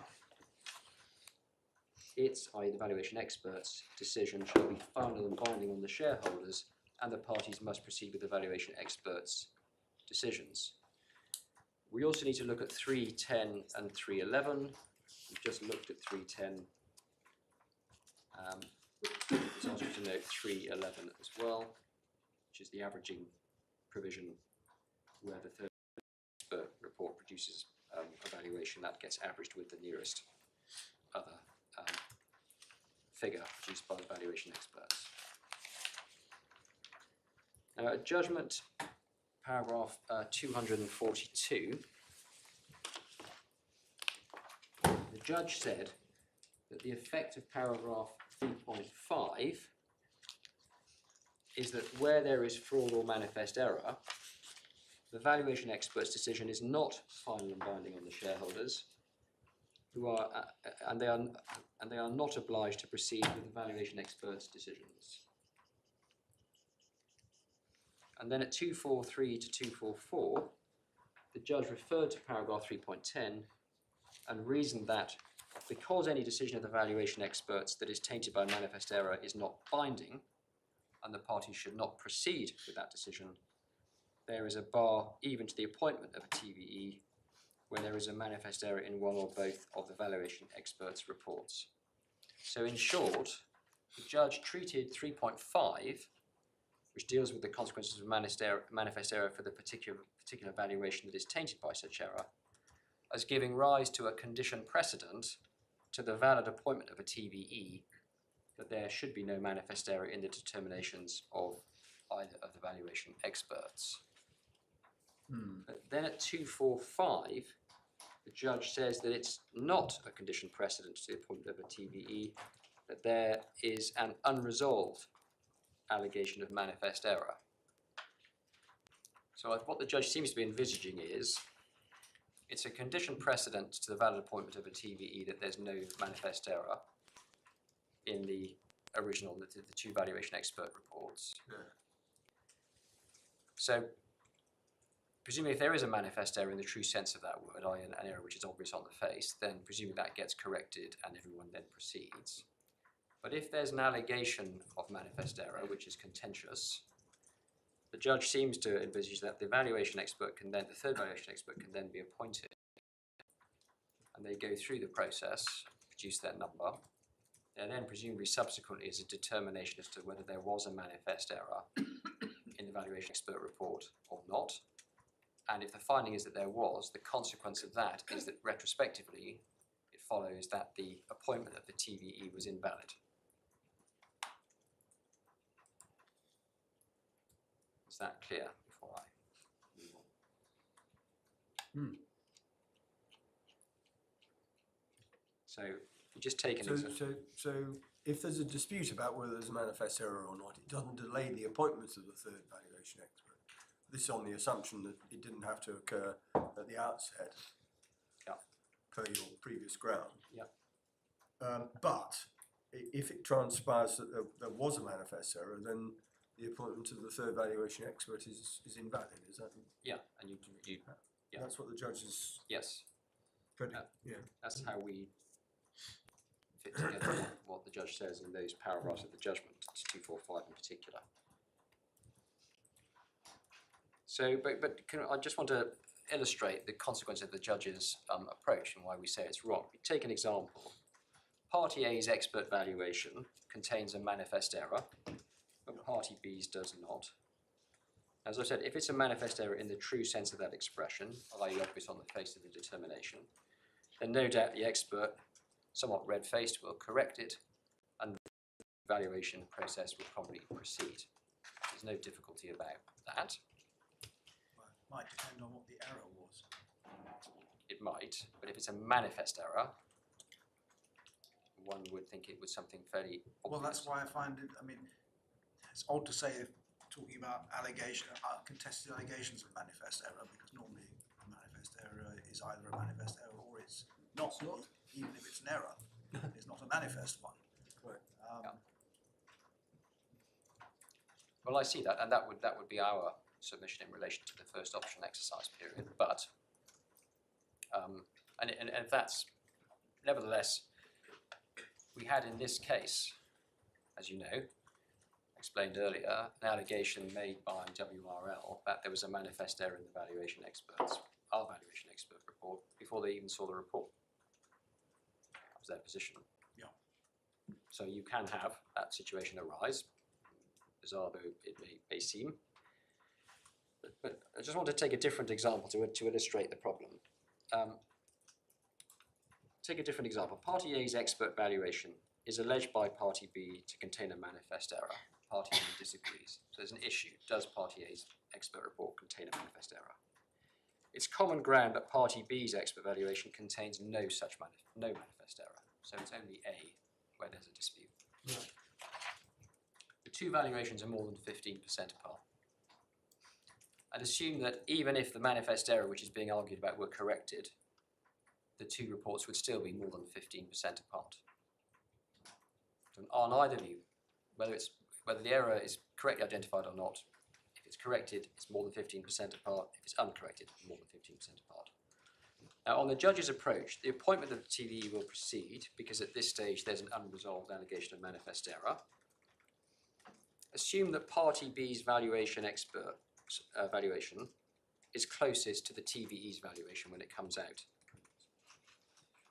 And assume that that would be the case on Party A's corrected or uncorrected basis. Yes. An average is taken between the TVE's valuation and that of Party B's valuation, and an option price is arrived at, and Party A then exercises the option based on that price. Party B doesn't want to sell, so Party B litigates the issue whether Party A's expert valuation had contained a manifest error, and it succeeds on that question. It then turns around and says, it was a condition precedent to the appointment of the TVE that there was no manifest error in Party A's expert determination. That condition precedent was not satisfied, and hence the appointment of the TVE was invalid. Hence the option price was not validly determined, and hence Party A's purported exercise of the option was invalid. And all of that, notwithstanding that, in the example that I've given, the manifest error in Party A's expert determination was causally irrelevant to the option price that was ultimately arrived at. But suppose it's the other way around. Yeah, quite. Suppose it's now the valuation with the error, Yeah. and leave aside whether it's Is it manifest close or not, is closest to the third valuer. So the Yes. average is going to take into account the Yes. erroneous valuation. Yes. Well, Price There- is going to be there's going to be, I was going to have to work through the consequences of that for the purported exercise of the option. And the question would be whether the option was validly exercised. So it may be that the way in which the option notice is drafted, it might be that the party wishing to exercise the option is cognizant that this might be a problem. So they serve an option notice which says, we want to exercise our option up to a value of X. So if the process ultimately spits out a value of X or below, we're exercising, otherwise that's a possibility. I don't disagree, my lord, that things might be messy at that point, and it might have to be worked through. But that doesn't follow from that. The correct interpretation of the agreement is that the appointment of the TVE is invalid. That doesn't follow.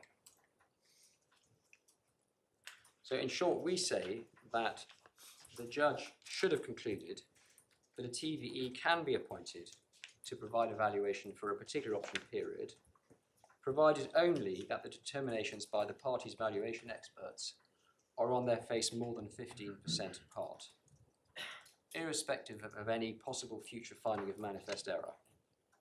And for that reason, we say that paragraph 3.13 of the judge's order, sorry, 3.12, I'm sorry, the judge's order should be set aside. If we're right that there was no condition precedent as just discussed, it must inevitably follow that the judge's declaration at paragraph 4 of her orders, looking now at page 179,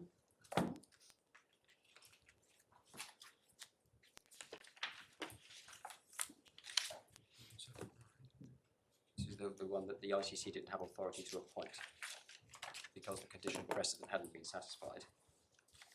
It follows that paragraph must also be set aside. Yeah. So that's our ground 4.1. And then our 4.2 flows from ground 1.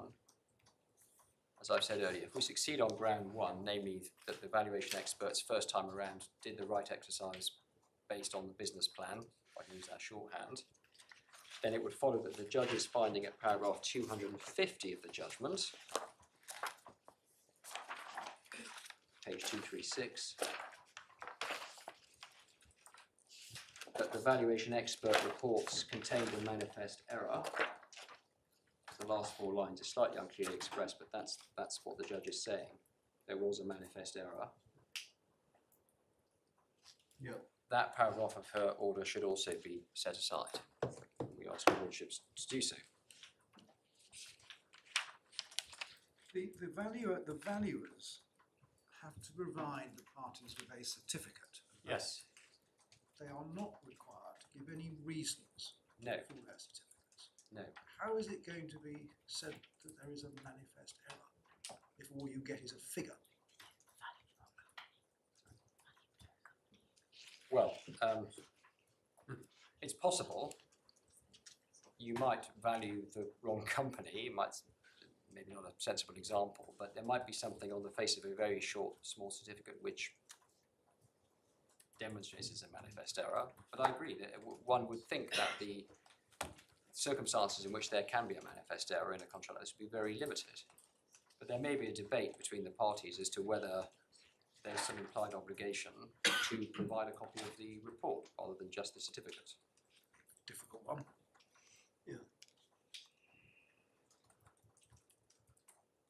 You could, I mean, if, for example, the experts ignored the requirement to specify a single point value and not a range, that would be a manifest error. Yes.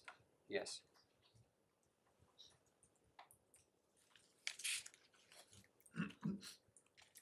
But we agree with the essential point that your lordship makes, that the circumstances in which the scope for manifest error in this sort of clause ought to be quite limited.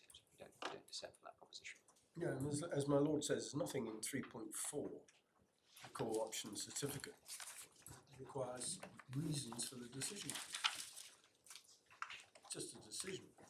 Yeah. To just give a figure in a certificate. It's quite difficult to see how there can be a manifest error.